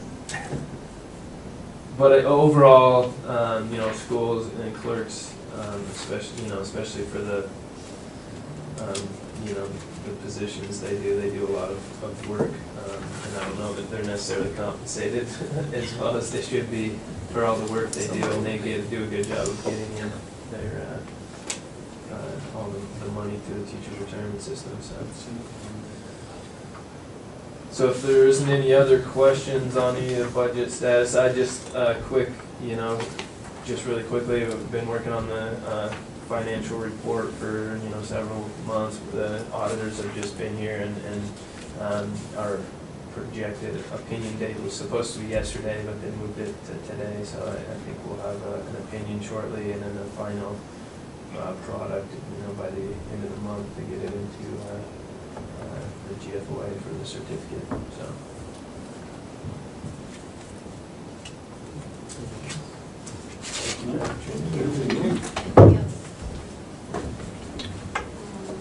Scott, you want to talk about NCTR? Thank you, I want to say thank you to the board for allowing me to go to NCTR again. It was interesting.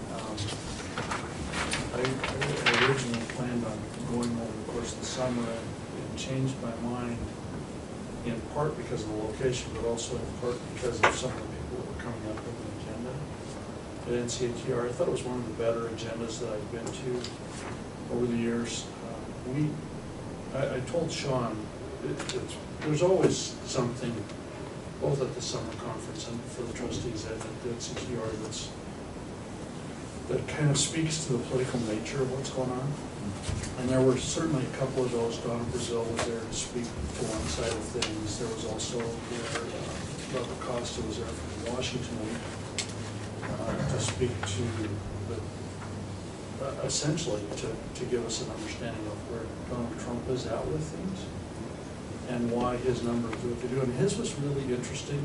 I don't know if you know Robert at all, but he was a young man that came out of Harvard, I believe, and went to work at the Washington Post and chose to follow some of the conservative and ultra-conservative news items 8-10 years ago, when all of this stuff was brewing. And he kind of went through the whole process of how he got to get closer to Donald and how President Trump and how he reacts to things and things that are going on.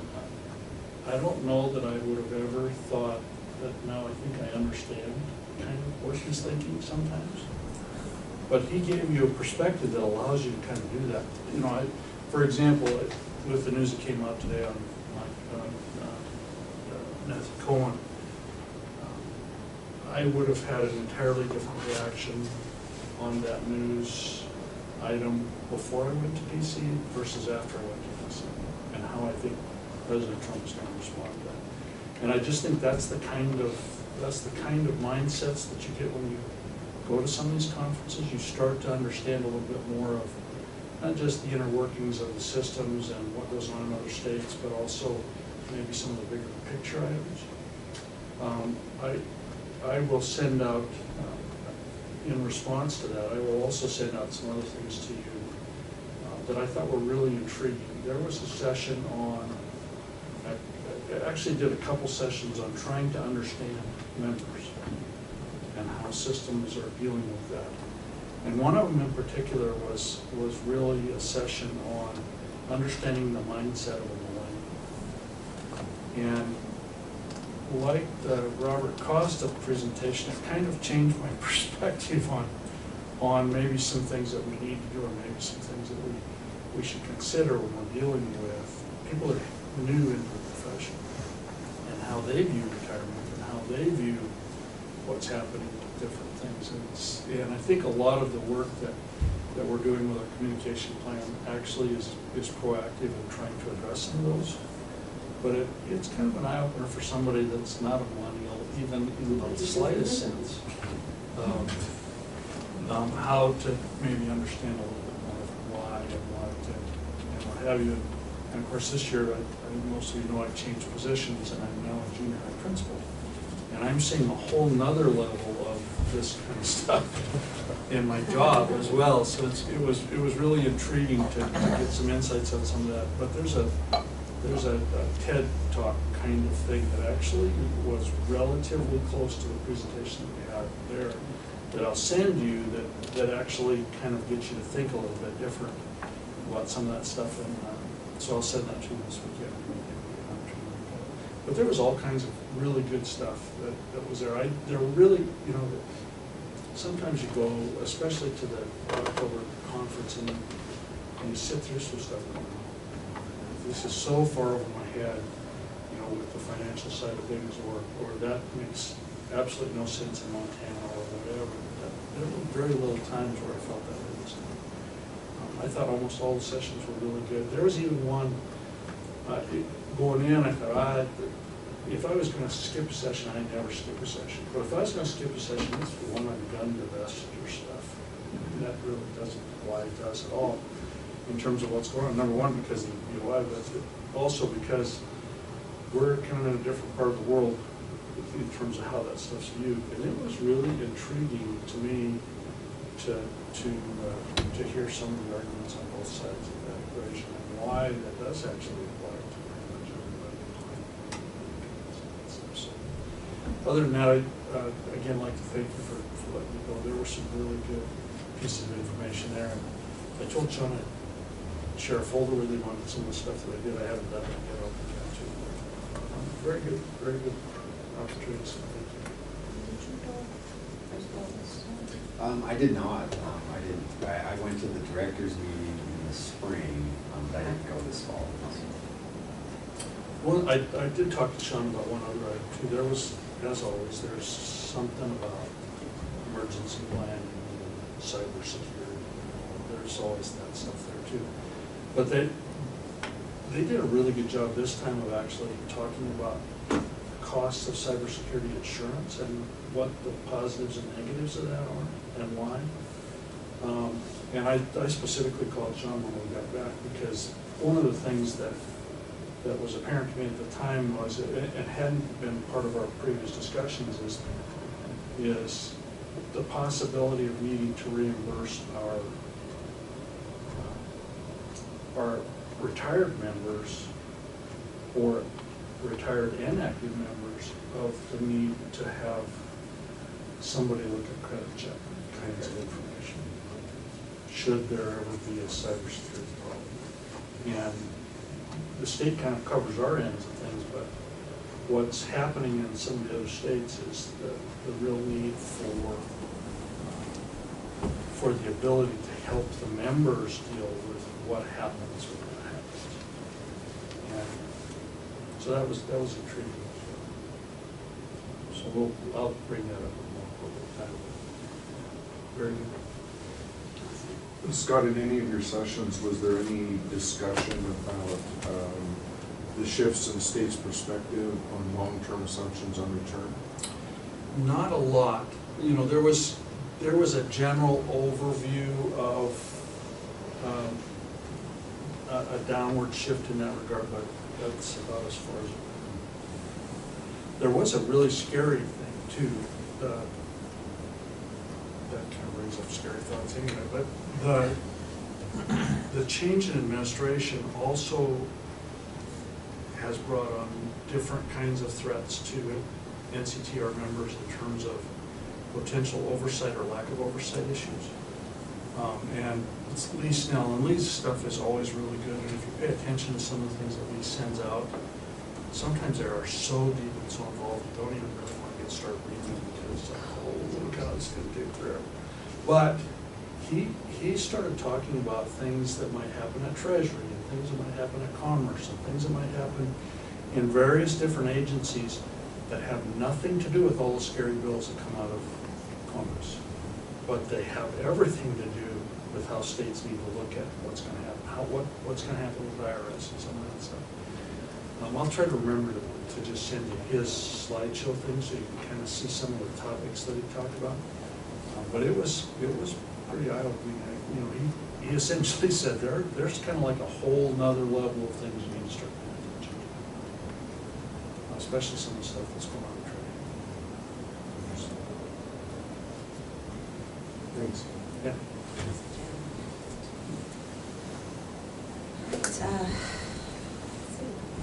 Out-of-state travel request for Tammy.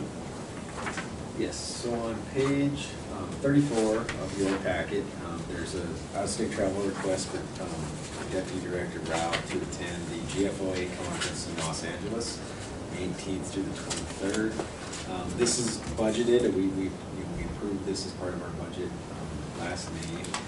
However, we always bring these out-of-state travel requests in front of the board prior to actually going on a trip, so. Move approval. Second. Moved and seconded, all those in favor indicate by saying aye. Aye. And I think out of the last 4 years, Tammy's we've approved it every year, but she's only actually attended this, I think, 1 of the 4 years, so we'll see if she's able to go, at least this way she's got it.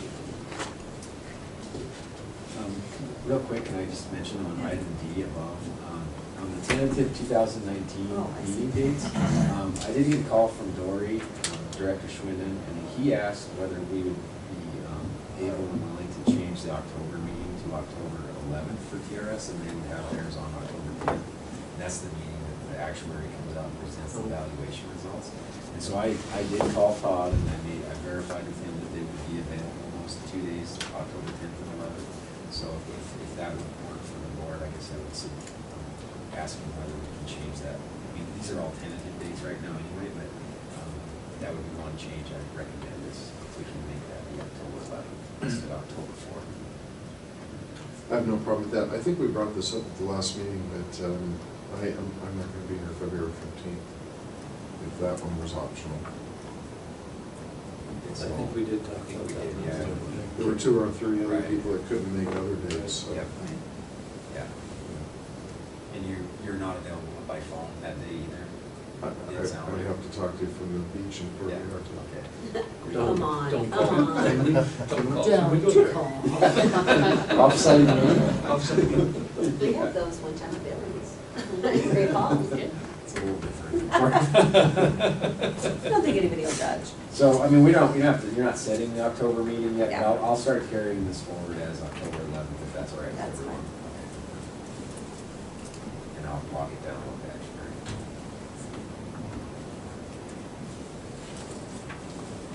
So February 15th though, at this point, then our next meeting date worked for everyone else. It just, we had a long discussion, I do know at the last one, so. Okay. I'm sorry about the last, changing the last one, because that came up at the last minute, and I could have done the morning, we could have just done it by phone, but thank you for. I needed to miss another day of school like I did the whole day, but. Okay. All right, public comment again? All right, so just that application and benefits adjustments, it looks like we've had more retirees. We did, so, Madam Chair, members of the board, page 36 and 37 of your packet, this covers from September 1st through the end of November. It looks like we had 50 retirees in that time frame. It's kind of an odd time of year, stuff with the start date of September 1st. So we don't, they trickle in, we have them, but not that many. You see that average age was 60.64 and the average service credit was 17.1. Any questions about that? And now, legal issues. Take a break, please. Do you have much? Not for the legal counsel's report, no. Right after. Wait. The break was right next, that's why I was going there I next. second that We're motion. 20 minutes behind is why. Yeah, we are. That's why I asked. All right. We'll make it up after break.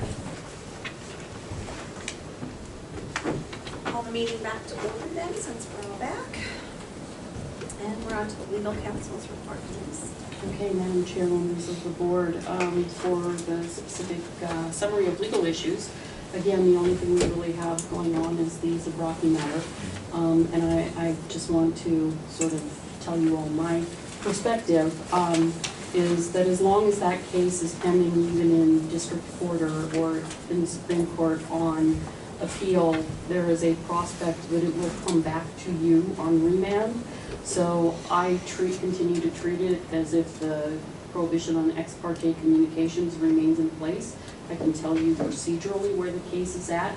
I do keep Mike Hoffman at the Drake Law Firm updated with the filings and that in the district court. So if you have any questions about, what's substantively going on in the case, the facts and the law, that sort of thing, please continue to contact him for those kinds of inquiries. A petition for judicial review was filed, of course. There have been a couple of motions. We have adjusted Mr. Zabrocki's benefits at this point, consistent with the TRS boards. They've been actuarially adjusted to recover the unpaid member contributions and overpaid benefits. He has filed a motion for a stay of execution of that. He's asking the judge to require us to return his benefit to the pre-determination level pending the decision on the petition for judicial review. He's also filed notice with the Attorney General's office of constitutional violation by TRS, the same constitutional issue he raised essentially in the case where the hearings examiner issued the order excluding it because it's not within your purview to determine. What will happen with that, I don't know. He's also filed a motion to join the school district as a necessary party at the judicial review level because he believes they are the ones ultimately responsible for his unpaid member contributions and overpaid benefits if the decision remains in TRS's favor. So we have filed responses opposing his motions. So procedurally, that's where it stands. I am expecting this is going to be a fairly lengthy judicial review process. Sean and I were there last Friday for a scheduling conference in Judge Minahan's court. He indicated that he has a large number of criminal cases stacked up for trial in his court that of course take priority. So the civil cases will progress more slowly. And interestingly enough, I am called for jury duty in Judge Minahan's court starting Monday morning. So I may not remain on the jury, but I've been called in any case. So unless you have questions about the, the procedural standing of Zabrocki, that's sort of where it stands right now. And Was there any guesstimate as to when that may come up? 12 months, 16 months, 18 months? so the hearing, we have a hearing scheduled for January 24th. It's on the motion to stay TRS's adjustment of his benefits. I expect there to be an order issued without hearing on the question of joining the school district as a necessary party. Once those motions are dealt with, so it will be after January 24th in total, then there will be another scheduling conference held to set a briefing schedule. There may not be a scheduling conference held, but the court will then issue a briefing schedule for the overall briefing of the issues to be resolved. I don't know if this is a procedural thing, but if he's joining the school district would not want that, is what we're saying. Okay, so they would, all right. Yeah. No, So they are probably going to be, okay, I just. So, the school district has not been served with the motion to join them at this point. I queried Scottsby whether he would be serving them. His belief was, since they're not a party to the action right now, it's not appropriate to serve them until the judge issues the order. I did. I notified Larry Martin that the motion was pending. It's not up to me when Scottsby serves them, and frankly, if he misses his timeline for serving them under whatever standard, that's on him as well. So the short answer is you don't know. I'm quite certain that they would oppose it, that they will file motions to dismiss, that they will, so it will only add to the time frame for ultimate resolution of this issue. When you say join, it just sounds like they're together, and I wouldn't think that was the right thing. I thought maybe it was misunderstanding. His claim essentially is an indemnification claim against them, that they were the cause of his damages of so. All right, thank you. And I think, you may have mentioned it, but so we did receive the employer contributions for that whole time that he worked, so YBGR did pay those. And then, of course, like Denise said, we reduced his benefit. So. Yellowstone Academy Elementary School District number 58 paid the contributions. The academy paid for him, not the range. Right. We would not have accepted payment of them from the range, so. Sorry. So that's the extent of the legal status update. It's really the only thing, legal case pending at this point. So, are we ready to move on to, okay. If it's all right by all of you, I would prefer, if we could, to deal with the per diem election form first, because it's much faster and easier. In fact, I'm gonna make all of this fast and easy so we can get you back on time. I have clean copies of the election form here, so you don't have to take it out of your, and if you don't want to. So of course, the per diem election form complies with state law that prohibits you from, prohibits any state employee from receiving compensation from multiple public entities for the same period of time, for the same period of service. As we've discussed before, any time that you spend, any time you get paid for by TRS for preparing for board meetings, if you get a per diem, and I don't even know whether you do, for meeting preparation as opposed to the day that you're actually here for the meeting, that doesn't, the assumption is that that's done in your non-regular working hours, so there is no conflict with respect to the time, no conflict with respect to the payment. But on the days that you're here for the board meetings, if you're employed by another state agency, and those of you who work for school districts are, then the issue is how are you getting paid by those two employers for the time that you spend here at the TRS board meetings.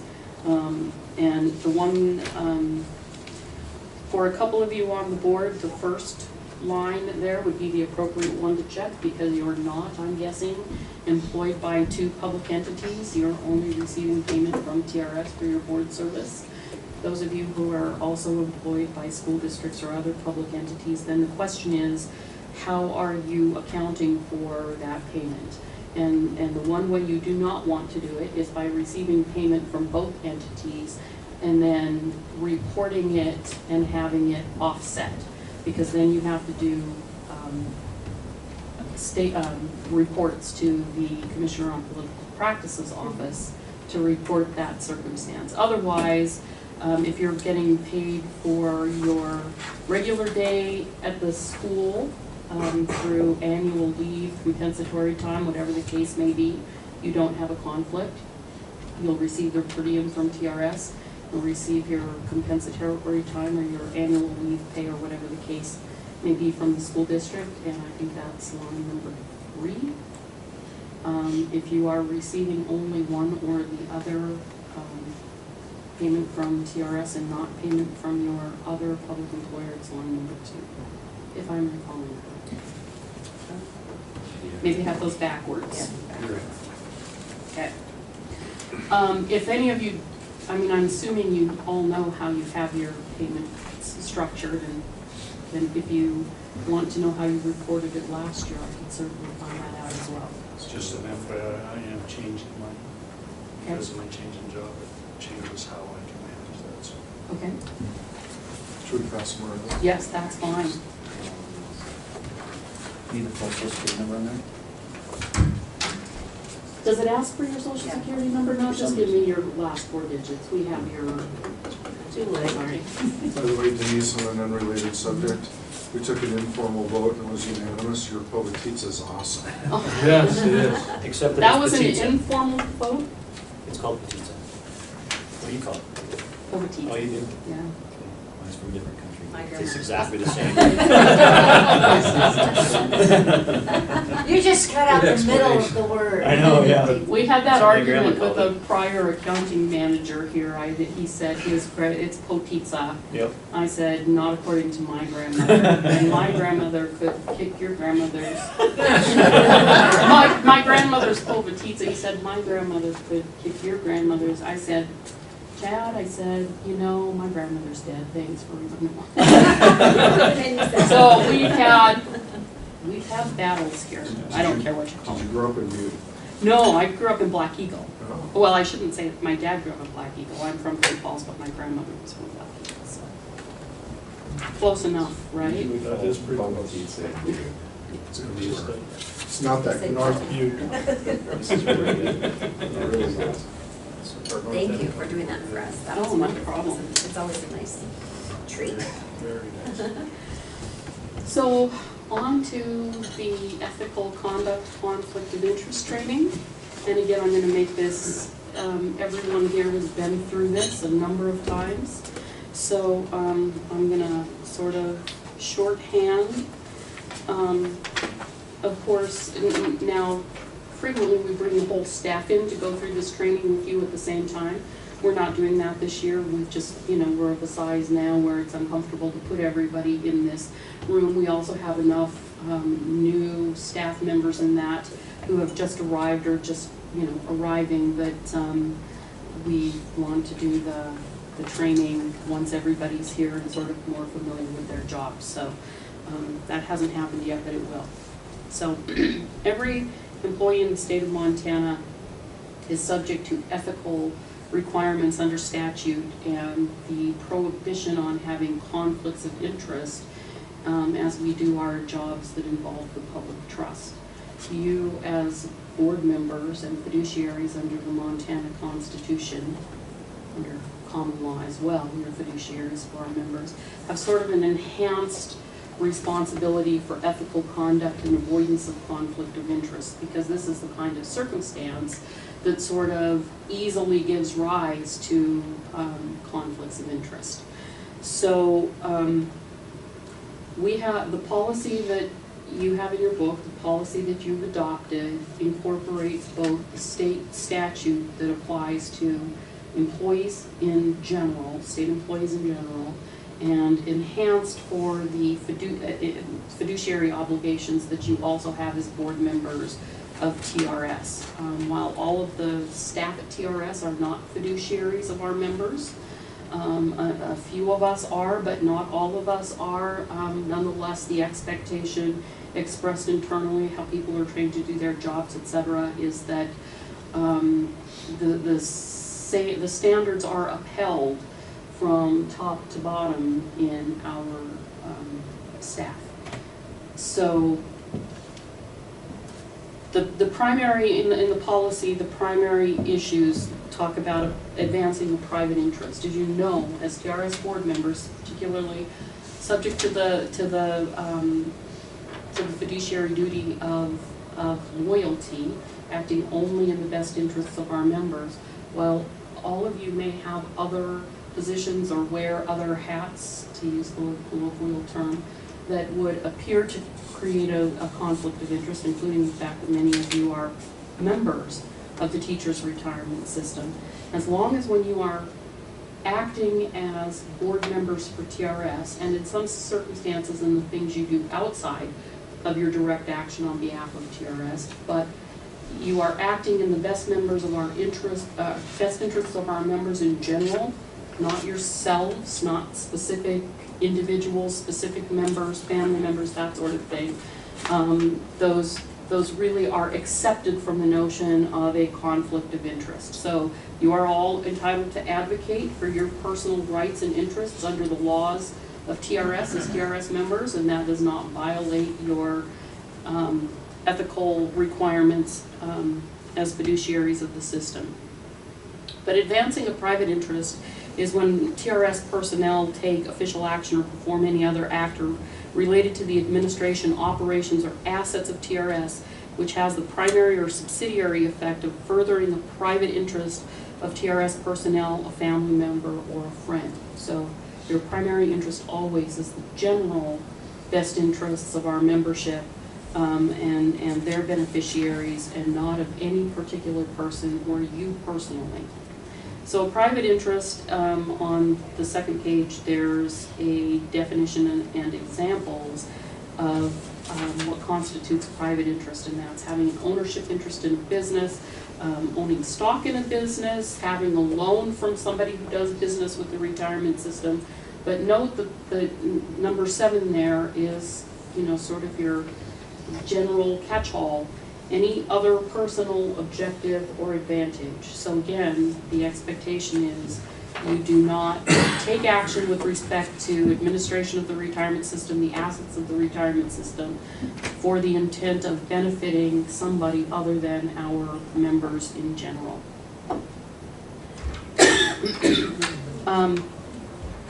A transaction or business arrangement is the other, I think, most important definition here, and that means any process, deal, or negotiation necessary to the conduct of the business of the teacher's retirement system, including hiring people, making benefit determinations.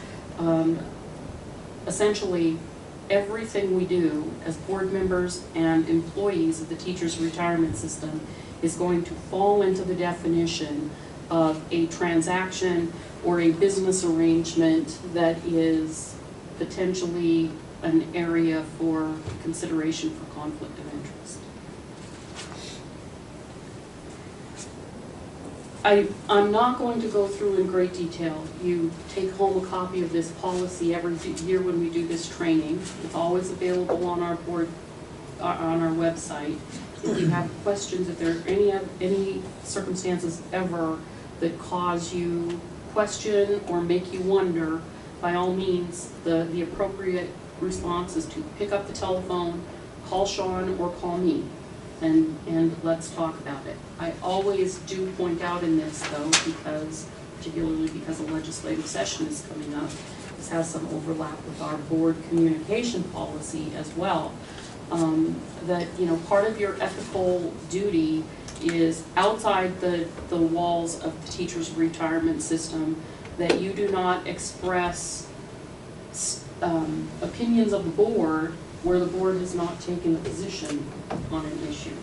You are always welcome to testify before legislative committees and hearings, whatever the case may be, in your personal capacity.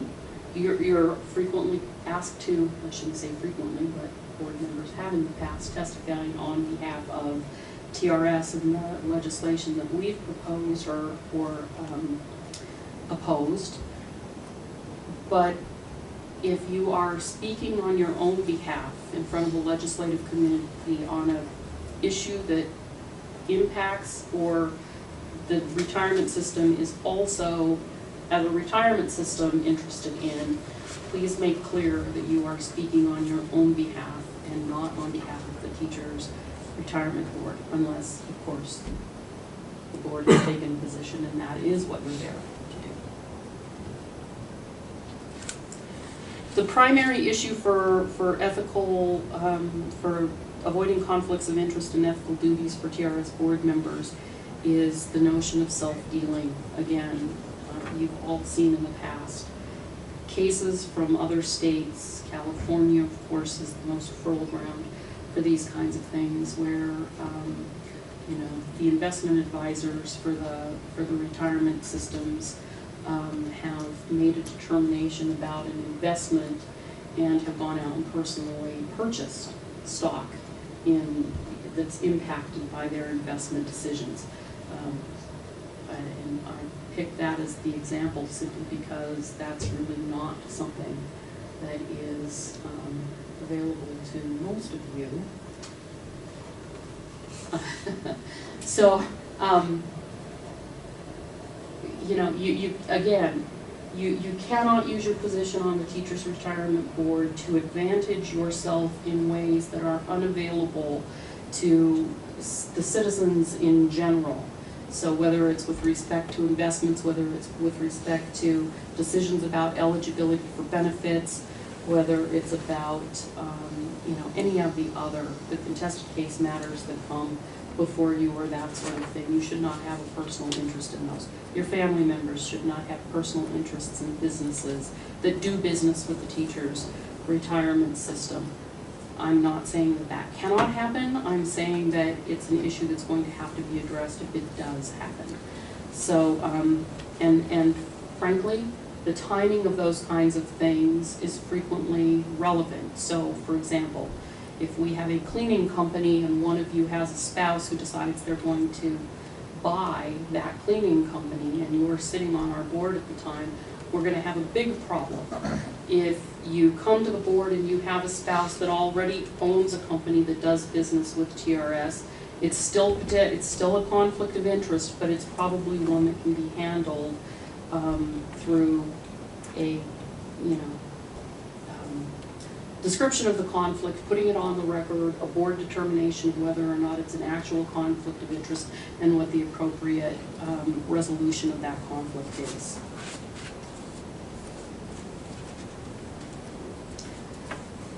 You as board members all have a responsibility, frankly, to avoid conflicts of interest, and I say this every year, and I'm not being sarcastic when I say it. The best way to avoid a conflict of interest is not to create one, not to have one. If circumstances arise where you do have a conflict of interest, that's not necessarily saying that you can't continue to serve on the TRS board, but it is saying that we have to figure out what the appropriate, response, short of you leaving the TRS board, is. And you have mutual fiduciary obligations to report conflicts of interest you're aware of that are not of your own making. So you do have a tattletale obligation under your ethical responsibilities. So, terrible terminology. You should just call it full disclosure obligation. Exactly. Something positive. I'd like to work the word demotion in there, but it doesn't seem to work. So, any questions? We've never, I mean, we've never had, you know, conflict of interest issues with this board, I have to be honest with you. We've, you know, everybody has been very concerned. I've had calls from people in the past. I expect I'll have calls from people in the future. You know,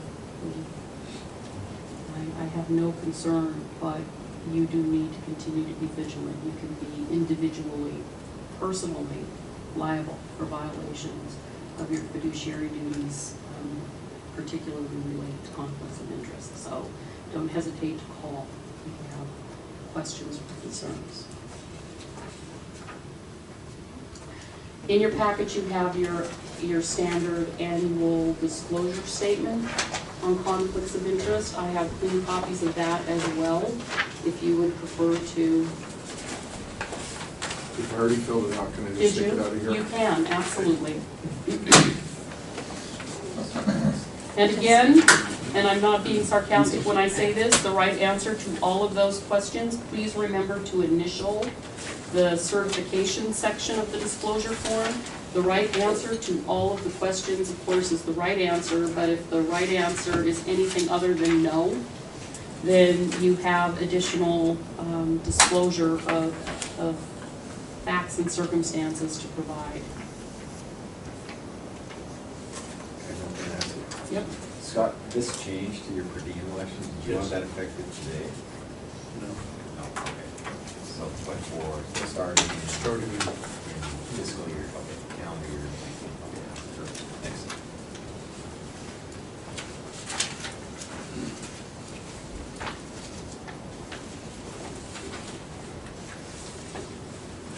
I sat across the river from Calster's building this weekend Oh. in Sacramento. Oh, That's quite a building. Wow.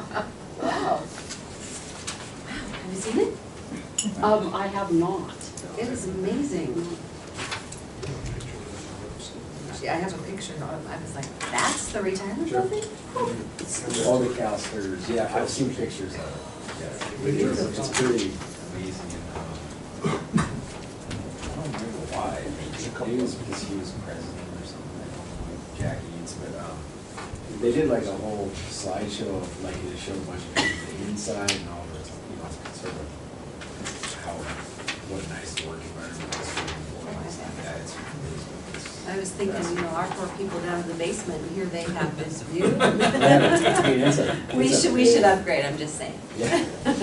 They have a full-on cafeteria. I mean, it's pretty crazy.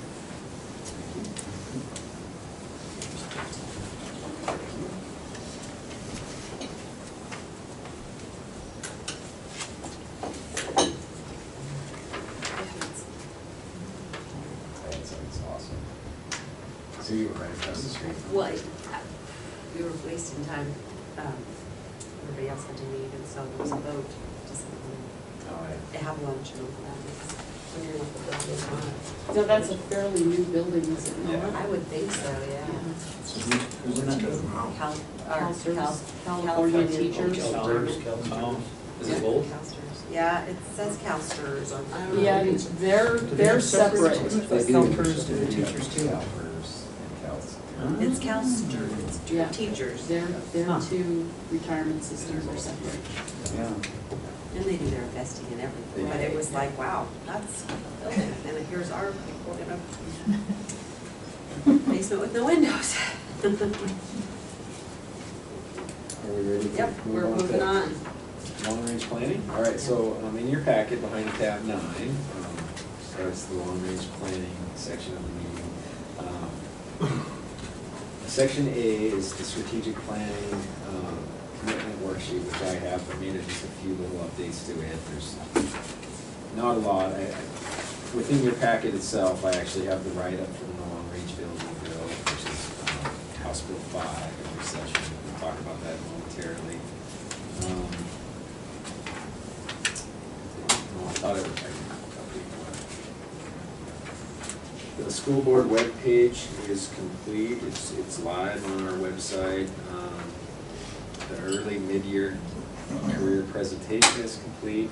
Darla actually presented that at the educator conference in Billings, and she's gonna do another one in January here in Helena. I'm gonna try to videotape it so we can put a video of that TRS 101 on our website. I think that was it for updates to the spreadsheet. Does anybody have any questions about the commitment worksheet? We're gonna get into some of the more details here momentarily, but any other items besides the building? Okay. All right, so then, starting with section B, House Bill 5 request for authority. So for TRS purposes, when we go to the legislature for the money to renovate this building, we're not asking for the state to provide us the funds to do it. What we're asking for is the authority to spend over $100,000 on improvements to the building. And so in your packet on page 59, 60, and 61 is the actual request as it's entered into the state budgeting software. The architecture and engineering entered this on our behalf. It goes in House Bill 5, which they write her on House Bill 5. It's their bill that goes to the session. I will expect it to be there when the TRS project comes up to justify our request, through testimony. But this is what the legislature start looking at as a starting point. And these numbers were strictly to renovate, put in the wheelchair lift, and no expansion, is that correct? That's correct. No change to the footprint of this building, but it was, these numbers reflect moving the boardroom downstairs and like you said, one of the late additions to it was doing the ADA lift for people that have mobility issues. They'll be able to go downstairs from the inside of the building instead of go out. It's removing essentially all the sheetrock that's in the building right now, replacing it because the tape is hot for asbestos. All the ceiling tiles, all the floor tiles, even some of this carpet, there's floor tiles over here. So it's basically a complete facelift of the inside of the building. And it's all generic, it's not specific to any potential future tenant. Well, that leads into the next section of the building, but for right now, that is the case. However, depending on how our discussion on item C goes, that could become more specific with a future tenant in mind, and then that may change exactly what, maybe they wouldn't want a boardroom downstairs, there's certain things that would change. And would an entity that would sign a long-term lease with us here potentially be paying for some of those costs on their own if they were specific to what they wanted? Possibly, so like when we get to item C and we're looking at us potentially going to the Park Avenue building, in that case, we would be paying for any changes we want over there. Right. For this building, I think that's negotiable. I wouldn't hold a whole lot of hope that they're going to pay for. If we're already, planning and budgeting to make this, a big part of what we're doing is getting rid of all the asbestos-containing materials so that any other future renovations, you don't have those issues. I guess it would be negotiable. If we didn't do that, though, the rental price probably would be significantly different. I wonder what the return time frame would be. If we spend $550,000 and it's an extra $2 per square foot that we get, what would we end up? I think we're going to get an extra $8 a square foot. So because of the renovation? Oh, I see what you're saying. Right. No, I guess you're right. It probably would be $2, around the $2. Okay. So, that's like 35 years to recoup the investment, give or take, just rough math. Right. That's true. I don't think we have the exact same options that you might have in the private sector where you can say, okay, well, it doesn't make sense to do that. Let's just put it up for sale. Right. But it's not to say we can't sell the building. It's just I think there's some obstacles that we would have to figure out. I can't imagine that there's any desire for the administration for this building not to be held by state hands. So we would want to sort that out. But with that said, we, as fiduciaries of the system, would have to get a fair price for this building. Right. If we were and we'll need to get a fair price when we lease it. And I really think that once this is all new and shiny on the inside, then we'll be able to get a premium for it because of its location. We may be paying $18.25 over at BOI, and we'll be able to, I think, for sure to get that, if not longer, here.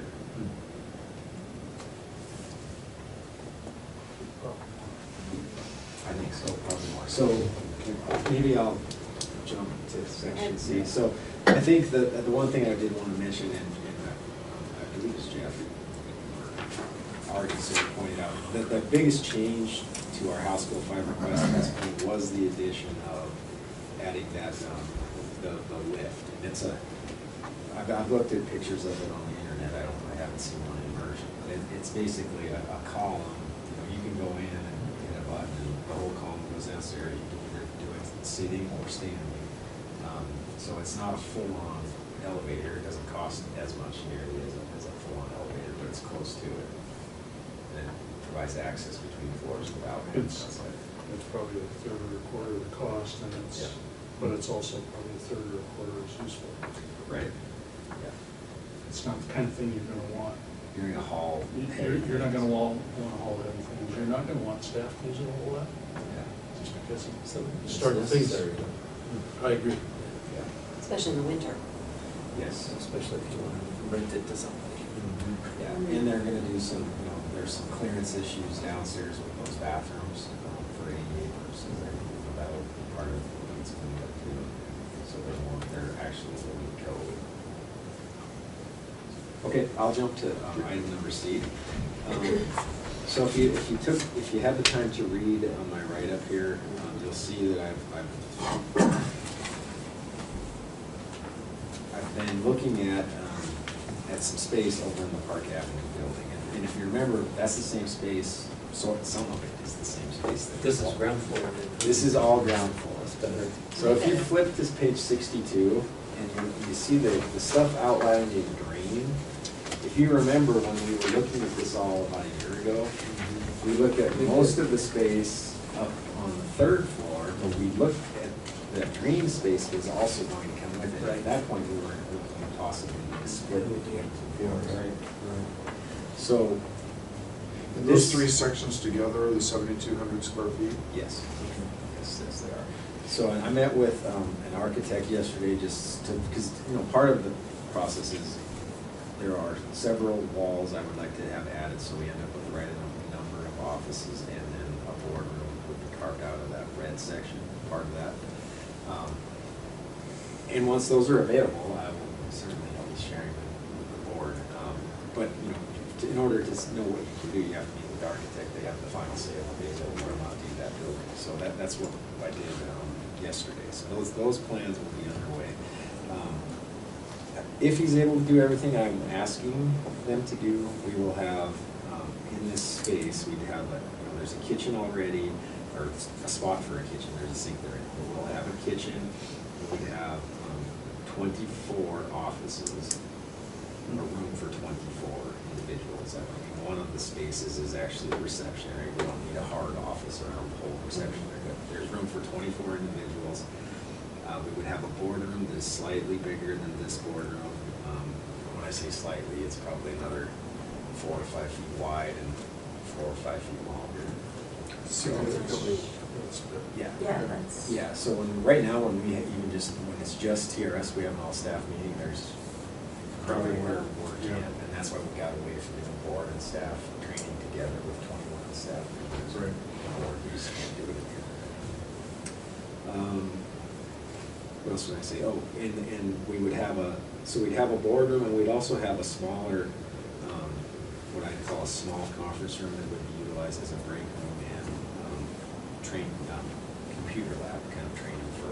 We're going to go from this M-Trust project into another whole project that is related to workflow and using the ECM, the system, the enterprise content management system, so the documents come in and there's an actual electronic workflow. I mean, and that'll require some testing. It will hopefully, I'm not going to say it will not be anywhere near the magnitude of the M-Trust project from a cost standpoint, but there's going to be a lot of steps, require some level of project management on a lot of testing to make sure everything flows right. So we could use that room for that, those kinds of things. Looking at the actual numbers, like I said in my write-up here, we pay about $10.18 per square foot, and that's scheduled to go up each year. The upcoming biennium, I don't have the exact figures, but I think it's going to end up around $10.50 by the second year of the biennium. And that's for what? I guess I didn't realize That that is the for last time we our- had this Our conversation. rent that we pay. So we rent own the our own building. building. Yes. We own, yeah, it came as a shock to me too when I first found out about this. We own the building, but we pay rent to the Department of Administration, and, you know, some of the things that covers is, you know, they contract with the cleaners, you know, our power bill is paid for, you know, it's part all built in.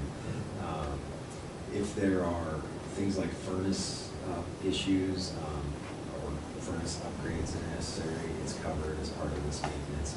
But there are big things that aren't covered, like, you know, if all of a sudden we had to replace the roof on this building, that's not covered as rent. That would fall under deferred maintenance, which would go through long-range building, we may or may not be a priority, you know, which is decided by the legislature. So if push came to shove there, and we had a big gaping hole in the ceiling, we would likely fix it ourselves, and we would be paying for it ourselves. So in this other building, then that 18 whatever per hour kind of covers everything or not? Is that cleaning service and everything? Yes, oh yeah, yeah, it does. Yeah, they have there's a professional management company that manages all the buildings for Board of Investments. It's somewhat similar to the function GSD has. I mean, it's not quite the same though. I mean, we're right in the middle of campus, so there's things like the sprinkler systems and the grounds maintenance, those kinds of things that we would have to pay them for because of where we're located. But is it $10 a square foot? So Sean, with this building, let's assume we're completed with the reconstruction to get it prepared for a tenant and they sign a long-term lease, are we then, as the teacher's retirement system, still responsible for major repairs that could occur beyond that point, or does the new tenant sign a net lease? And if the roof caves in, it's their responsibility? I think it would depend on that contract. I would imagine it's going to be very similar to the situation we're in right now, where if it's things that are routinely covered by general services, because we're going to have to continue to pay them their $10, whatever that amount is, 15 years from now. So whatever gross we get out of leasing this building, we're going to have to peel off what would right now be the $10.18 in the GSD. For the smaller things I talked about, that would be covered. They would come fix those kinds of things. If it were something like the roof, then I would imagine we would pay for that. But we have insurance on it. I don't know that we do. I mean, through risk management tort, we do, yeah, we do. Yeah. So what, okay, good. totally, it is related, but, so what restrictions would we have on potential renters? No discos. Bar, lounge. In other words, if Dennis's outfit wanted to move here, could they, or do we have to rent essentially to a state agency? That's a good question. I don't know the legal answer to that. I know that there are a couple of state agencies and departments of agencies that would get in line to be in this building. Since it's currently, leased as a general services rent, I think it would make the most sense to keep it within the state, say Montana. We're talking government here, so sounds really sometimes doesn't. Well, we're paying $10.18 a square foot per building. And that rental/management contract, that's mandated by the state. We don't have the option of subcontracting on our own for those services. Is that accurate? No, I don't think it is accurate. I think if we wanted to put our foot down on it, we could tell them we're not paying rent, but then, and that would be fine, and it wouldn't be that difficult to do, but what it would entail would be, we would contract with our own cleaning service, we would contract with the heating and HVAC outfit to make sure it's working. There are things but it wouldn't be all that exhaustive to do, or we could contract with a different property management company. Well, I'm just wondering how much more even cost what the effective Board it of might be. Investments works with would be logical. Right. What is it, about 55,000 a year, is that what it comes out to? It's 60, about 65. And I can't speak to how we ended up where we are. I know that if you look at, Seems like a lot. if you even just look at Sabre, you can tell that at 20 years ago, we were paying a much reduced rate versus what rent was. And over time, that just eroded. And now we pay what everybody else pays. So in some respects, I mean, I hate to say And they this. pay that as part of their rent, though. And they don't own their own buildings? Right. Right. Yeah. I mean, the state owns it, so. Yeah. Yeah. Maybe the state thinks they need No, I've let them know they don't. They might have for a while. I think they did actually for a while, but yeah, they. Well, I mean, part of the reason why I asked the question is if we do decide to rent this and do some things, then I think that's a logical time to have conversation about how we maintain it and how we take care of it as a Yeah, as a landlord. as a landlord, Right. and how that ties into it, so. I don't Yeah. think most commercial leasees expect all those things to be covered. You just mentioned a net lease or a triple net lease, and if we lease this to somebody outside of government, they would expect to cover all those things themselves. Yeah, I mean, and maybe that's what our lease looks like. I mean, maybe it makes sense to do it that way. And how did we come to the conclusion that renting long-term is better than selling? How did that analysis get complete? I wouldn't say that analysis is complete. I think that the prospect of leasing it without a whole lot of trouble is very good. The prospect of selling it outright, there are other hoops that we would have to jump through. I think we'd have to go through the land board to do it. Not that that can't be done, but then, I mean, what does that look like? Is it open to everyone, or is it a sale that's, like sort of a transfer between state entities? Well, it just makes me wonder that if you're giving me the assumption that there's probably a lot of potential tenants that would be hot and heavy for this property. If that's the case, maybe there's entities out there that are also, that would also consider a purchase, an outright purchase. Then we would have to go through the process of spending $500,000 to upgrade it. From just a pure cash flow point of view, if we had the capital from this building as opposed to the expense of the reconstruction. How do you feel about that, Sean? Do you think that there would be some big hoops that we'd have to cross to try to get it sold?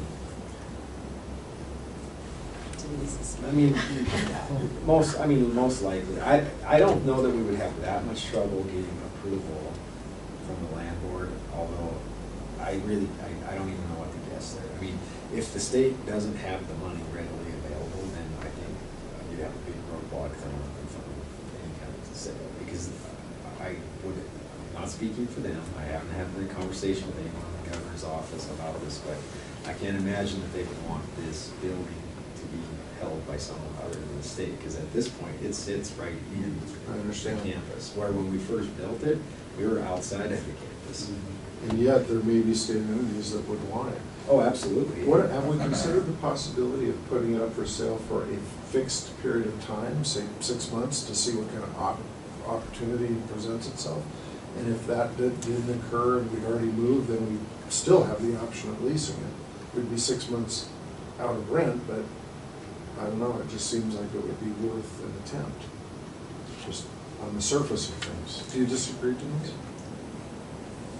I think you're gonna be in the position of having a real issue with the state and I will tell you right now, it appears that there very well may be an encroachment on this property by the DEQ building. Okay. So, rectifying that issue, if you were going to make this available for sale to a non-state owner, would be a huge deal. No problem. Right. Is there a way to do what Dan's talking about, but essentially to negotiate with the state for a purchase? Because I could sure see, I mean, if I'm tied to the DEQ, I could see some huge advantages to this property. not necessarily this building long-term, but this property in terms of some long-term things that people Sean and I talked last week about, I mean, you know, to me, the ideal resolution might be for essentially the Board of Investments to buy this building, like the other buildings that it owns. Actually, wanted to get rid of quick move state. True, but Yeah, so I mean, there is interest though from state agencies that it wouldn't be a real purchase, but whether or not they can actually come up with the money, and then what legislative hoops do we need to jump through? I mean, Because their she was budgets the are attorney. through the state legislature. So, But then we may also be in the position of having to determine whether or not what a state agency would pay for it is the same value we would get for it on the open market. That's kind of my thoughts on the original question, but we're kind of landlocked here too. Yes. We're kind of stuck with the neighborhood. So to some extent, we can't control that. Right. But I guess if we start some of the conversations, at least we know what that means. may I make an observation? Sure. Given the nature of your daily responsibilities and your daily responsibilities, I mean, this whole question that we brought up here today seems like it could be potentially a full-time job for a person highly skilled in real estate over the course of the next 6 months to make an analysis as to what would be possible or probably likely in the event that we chose to make a sale. And asking you guys to do it, given all of your other responsibilities, is potentially part of the issue. You don't have the time or maybe the expertise in that field, in that arena. I'm not sure any of us at the table do either.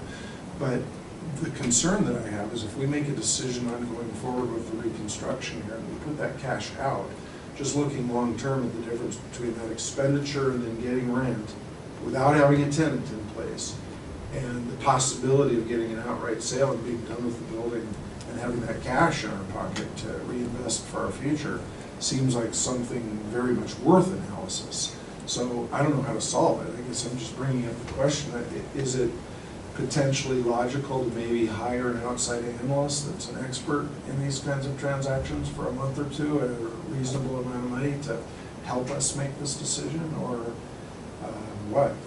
So Everybody else have an opinion? for a state agency to sell a building, this situation is very, complex. very unique. I mean, I don't know that there is an analyst out there. I mean, we have at our disposal, we have, Amy obviously is gonna help with any kind of drawings and that on the building. But I mean, I have, so far, still, at some point, the governor or his office would have to probably chime in. I still have a very good relationship with most of the folks up there. I don't know, I don't know that there's anybody that. And recently, we've seen that advocates maybe this. Bullock could just bypass the land board. Well, for an easement. Did we didn't get an appraisal, but we got something, we got a an market, appraisal. we got a full appraisal. Yeah, we have, and so, So that same appraiser could probably tell us things about how much the rent might be before and after these renovations, could probably tell us what it would be worth for sale, at least in the open market to a private buyer. That's what the appraisal says, right? It's market value, it's not to another state agency. and so that stuff was included in the appraisal. And I think if I remember right, it was a range of 16 to 20 kind of as is. I don't think that included renovations to the building as a lease value. I mean, the other side of that too is, and I'm not disagreeing with you at all. If you're looking at the difference between $16 a square foot and $18 a square foot, does it make any sense to even do anything to this building? Maybe it doesn't. The resale value of the building would be improved with, substantial. Hopefully by at least what you put into it. Well, yeah, right. But sometimes if it's an issue of safety, sometimes you don't get all your money back. If you take the asbestos tiles out and put in some similar tiles that aren't asbestos. Right. So that would be implied if we were going to stay here, but not necessarily if we were going to sell it. So Scott, Sean, Scott, let me ask you this.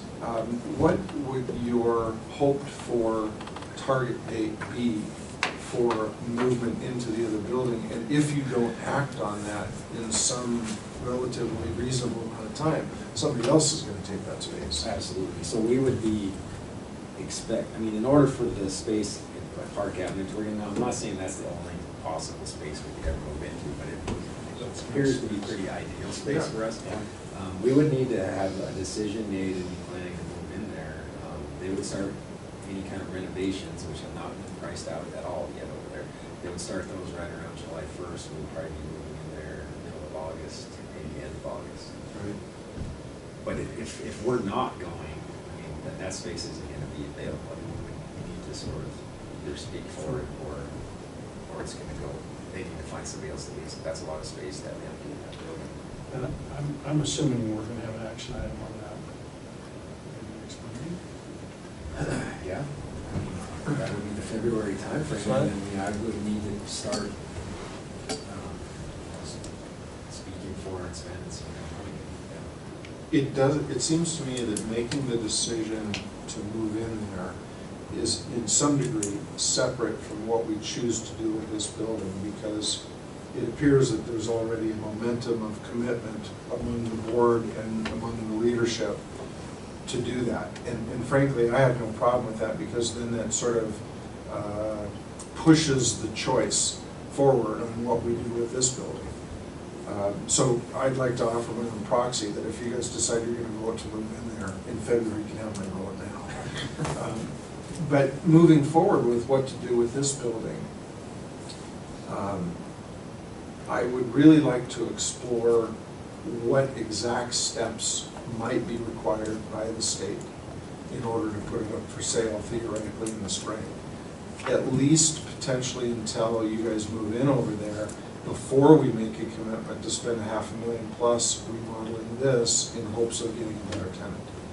It seems like we really should try to ferret out which is the better choice. Sean, can we get the request for authority and then not spend it? Yes. Yes, so I was we've just gotta gonna do talk- I that, was we've gotta gonna put it speak out to there, that. we can't do it then for another 4 years. Right.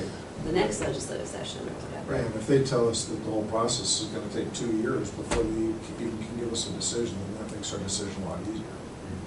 So, you know, and I have not, this is all fairly recent developments. The other thing that I haven't really explored is, you know, since the way the lease is gonna be set up that we're going to enter into over there, if that's what we decide to do, we're paying for any of the remodeling. They're gonna probably take care of new carpet and some paint on the walls, but everything else, like moving walls around and things like that, we're paying for. There's nothing that says we can't set up our lease agreement on this building essentially the same way. And so maybe we don't worry about, you know, all of asbestos and have whoever comes in sign a contract that says they're going to pay for improvements. And you sort of alleviate the need to spend, you know, $400,000 to $500,000. However, I mean, I think it's questionable how much liability there is. I mean, from what I understand, all the testing we've had done, as long as none of this stuff becomes airborne, there's really no danger. But if they're gonna move walls around, then all of a sudden it's dangerous. So I don't think anybody would come in and say, oh, we'll pay all of it, including And I think remediating the issues you guys already have. Right, and that's kind of where you run into a problem. But I do think it makes a difference in terms of maybe where we're at 3 or 4 months from now as to what we do with this property versus the whole picture. So I can agree with Dan. I think it'd be nice to maybe move, at least get a little bit more information as to what it would take to do something different, because I'm not opposed to remodeling this, but I don't see a need to remodel it if in fact, based on who potentially would be interested in this property, the remodeling is meaningless because it's not going to meet their needs. Yeah. And frankly, long-term, I'm not sure MTRS wants to be in the business of being a landlord. Yeah. It just doesn't fit the MO. Yeah. So it would be certainly a lot cleaner, if nothing else, and simpler to get sold. Could this all be condoed? I mean, would they consider swap properties, do you think, where we own the one we're in? Oh, could that building be condoed, is that what you said? Yeah. Yeah, I don't know about that. because this Board of Investments I don't know was that. if it is. You know, you have to remember too, the Board of Investments is not the same thing as the Department of Administration on this. The Board of Investments for the other state agencies is really another land board. It's not, it's, so I'm not saying that there's anything wrong with that, but there is a distinction between the two. Because BOI, you know, that's a BOI building that we're looking to move into. That's more, you're paying closer to what you should be really. You're paying the private cost rate. So one of the primary questions is whether or not, if we were to put it up for sale, it would have to go through the land board. And if that's the case, would we have the right to offer it to the general public, or would we be restricted to state entities? Those are two of the first questions. And if we are restricted to state entities, is it still valued based on what it would bring in the private market? Good point. Yeah, that would definitely change things. Yeah. But it might also be, it still might have tons of value to potential neighbors or potential changes that people are People looking just at in might the pay future. for our parking spots out there. Yeah. No, I mean, and those are valid questions. Where would you go, Denise, to get answers to those questions? So, in my mind, part of the problem is that there may be a disparity in assessment of those questions between TRS and the state of Montana. Because from my perspective, we own this building and we own this land, the state of Montana does not. Right. So it's really up to us, from your point of view. And what we don't want to do is be in a legal battle with the state of Montana over who's correct on that point. So, and I mean, first issue would be talking with the state. But it is negotiable. What was that? It is negotiable. Yeah, right. Yeah. And it's what leads to the whole question of Right. what value do we have to get to for the property, whoever. And it's possible that they won't have an issue with it, too. Possible. It's possible, yes. Oh, yeah. So what I started to say. Come on, just on. We had another staff attorney, well, I don't know if she was actually a TRS staff member, I think she was at DA, but Yeah. Viv Hamill was at one point legal counsel for TRS, and she did a fairly lengthy analysis of this building, what it would take to sell it, you know, and the bottom line on her analysis, and I don't think a whole lot has changed with the land board at this point, was that it isn't probably technically required that we get their approval, but she recommended that we, Well, of course, that we do, rather than, you know, risk the, fallout for not. So it seems clear to me that we probably could get this structure for sale. Worst case, just to state entities. There'd be some value there. Who knows how long it would take, but eventually, I think if we put our minds to it, we could probably get that done. So let's assume a lowball figure for now, a pessimistic figure on what we would pull out of this. What would that be, in your opinion? $1 million for the building and the property, I'd say $1 million would be a low ball. Okay, and the appraised lease- for 1.3. And the lease over there is going to cost us how much? It is. So on an annual basis, 132,000 in total. Now so I do have another thing to add to that. I think the first couple years of that lease, it sounds like we're going to be able to negotiate a slightly reduced, I don't want to put any numbers out there, but it'll be a reduced rate to help offset the cost and whatever changes we want to do. So it's going to not be the full 18 the first 2 years, and then after the first two, it would jump up to the standard rate for that building. But nonetheless, you put that in a simple fixed income portfolio and it covers our lease for 7 years.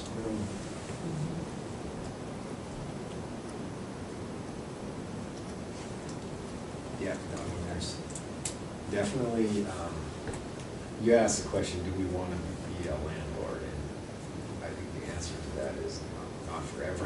Right. But there may be a way to do lease to own. I mean, there are other things that need to be explored too. So we could put it up for sale and for lease simultaneously until we get an offer that we're willing to take. But your 7-year projection is not considering the fact that we're paying 60 grand a year right now to the state. That's additional savings. Yeah. So, If we were to sell it, yeah. Why don't we Right. just do this one step at a time, like you've kind of suggested, and move on. And I think probably moving over there, at least initially, makes sense. Then figure out what to do with it. Yeah, I mean, and the other thing I need to mention, because I think I indicated in here about, they're looking for a long-term lease over there. I think that whole building is up this year. So they're trying to get their tenants locked into long-term. So if we did make that move, I don't think it's available to us if we were just gonna move and stay there for 6 months and move back. If we move, it's gonna be on So a long-term. means Yeah. what? To them, it means, I think, 19 years is what they're trying to do. For all their tenants. Well, we don't wanna come back to this building unless we can expand it anyway. That is, yeah, it is a long commitment. I think that. We can't fit here anymore. Yeah, I mean, I sort of ramble on about it in my write-up a little bit. I mean, there are definitely some advantages to only moving once. You only have the cost of moving one time. You don't have the anxiety and stress level on staff and disruptions one time. Service to our members will be disrupted, just once. And I think we originally talked about that $500,000 when we thought we might have to come back. We Isn't did. that more, that was why we were gonna remodel this place, was so that we could possibly come back. We were looking to lease it at one point, and that's how we tried to structure, at least conceptually, the lease with healthcare benefits division, was they were going to be paying for most of the improvements to this building. And then once they figured out, I think, how extensive that gets, because of the remediation you have to do once you start moving things around, and then they just said, no, they weren't interested whatsoever. But that isn't to say that, that, I don't know for sure what the best answer is. If you try to recoup the $500,000 through a $24 square foot lease or something like that, or if we just sit on that authority until we find a tenant and we see, we negotiate, what portion they're gonna pay for it, what portion we're gonna pay for it, or if we just sell it.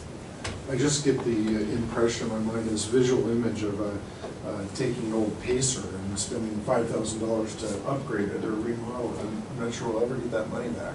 Yeah. So I was thinking it depends on who was interested. Corvairs are worth it. It could be anywhere from, it's fine the way it is and exactly set up the way I want it, there's no renovation needed, to, possibility would be that we would pay for the abatement, and then the new tenant that pays for, Whatever else. yeah, all the changes. I mean, lots of possibilities. Yeah. But you don't know until Right. you get that far, so we're just kind of talking in circles. Well, and it's still just a discussion item, so Yeah. we all know where we're headed, and But it John sounds, knows, how we're feeling. it sounds like it's relatively safe to move forward with discussions about getting to that building, and then, it's sort of still to be determined on this building, but in the meantime, our House Bill 5 request is in. I'm not planning to change anything there. Like I said, we could get that authority and just sit on it and never use it if we really ended up that way. That's good. Right, Sounds good. but Sounds appropriate. trying to avoid a 19-year commitment, though, to move into that other building. If rent never increases in 19 years, that's one thing. Oh, it'll Yeah, have, no, it comes to us. it'll have escalators there. Yeah, that's different. So, 19 yeah. years. I'm sure some of the, but we are here for the We've long been haul, here, right? we've been here since 70. But the other advantage, we're not the average state agency either. We're not restricted on what might happen with the governor's budget or Right. some of that other stuff, so. We're not, and, you know, that, the thing that's hard to picture for sure is how big is TRS 19 years from now? Right now, there's not other space on that floor available, but there is other space on that floor if, you know, at some point in the future we needed more, which I don't know if we would ever, it's hard to say. And that was my question, with things like Trust, where so much automation is happening, the growth in personnel may not continue at the pace it has. It may not, yes. Or we it might may also not. need to put in a daycare to keep our people. Well, maybe so. Well, yeah. No, I think we have a real need, honestly, for somebody that has auditing capability as an internal / external auditor. I think for internal control purposes, that's a function we should have. We just don't have the room for them right now. What's the number of employees right now? 21. 21. So, And we'll have room for 24? only 20, yes, they'll be for 24. And that's, we still leaving a fairly sizable boardroom in that red section. And I've talked to Dory, and he said only because it's us. He would allow us to use that boardroom if at some point in the future. Okay. We had to have to go, Yeah. or if we had a bigger meeting. Get that, Brad. I will. Well, worst comes to worst, there's always some space you could rent for a day for a board meeting. Of course. Oh, Four yeah, times a right. day. I mean, and we've used We've used a few. the whole BOI boardroom before. Now we can use my office. Lots. Yeah. So, All right, okay. we're good. Public comment, does anybody want to say anything about that? Keep working on getting good space for our state employees. We don't have nice spaces for our state employees, and a lot of them, You wanna buy for it? a lot of them. Well, Careful what you ask. getting the money, yeah, I just might do it. Getting the money, you know, for a state agency to purchase, depending on the agency, can be an issue. Yes. Bring it So- up to fever, maybe that'll avoid a remodel. You think so? Yeah, I'll have a roof. Get something nice for your employees. That's right. Merry Christmas. Merry Christmas. Merry Christmas. And we'll close the meeting for some disability applications then.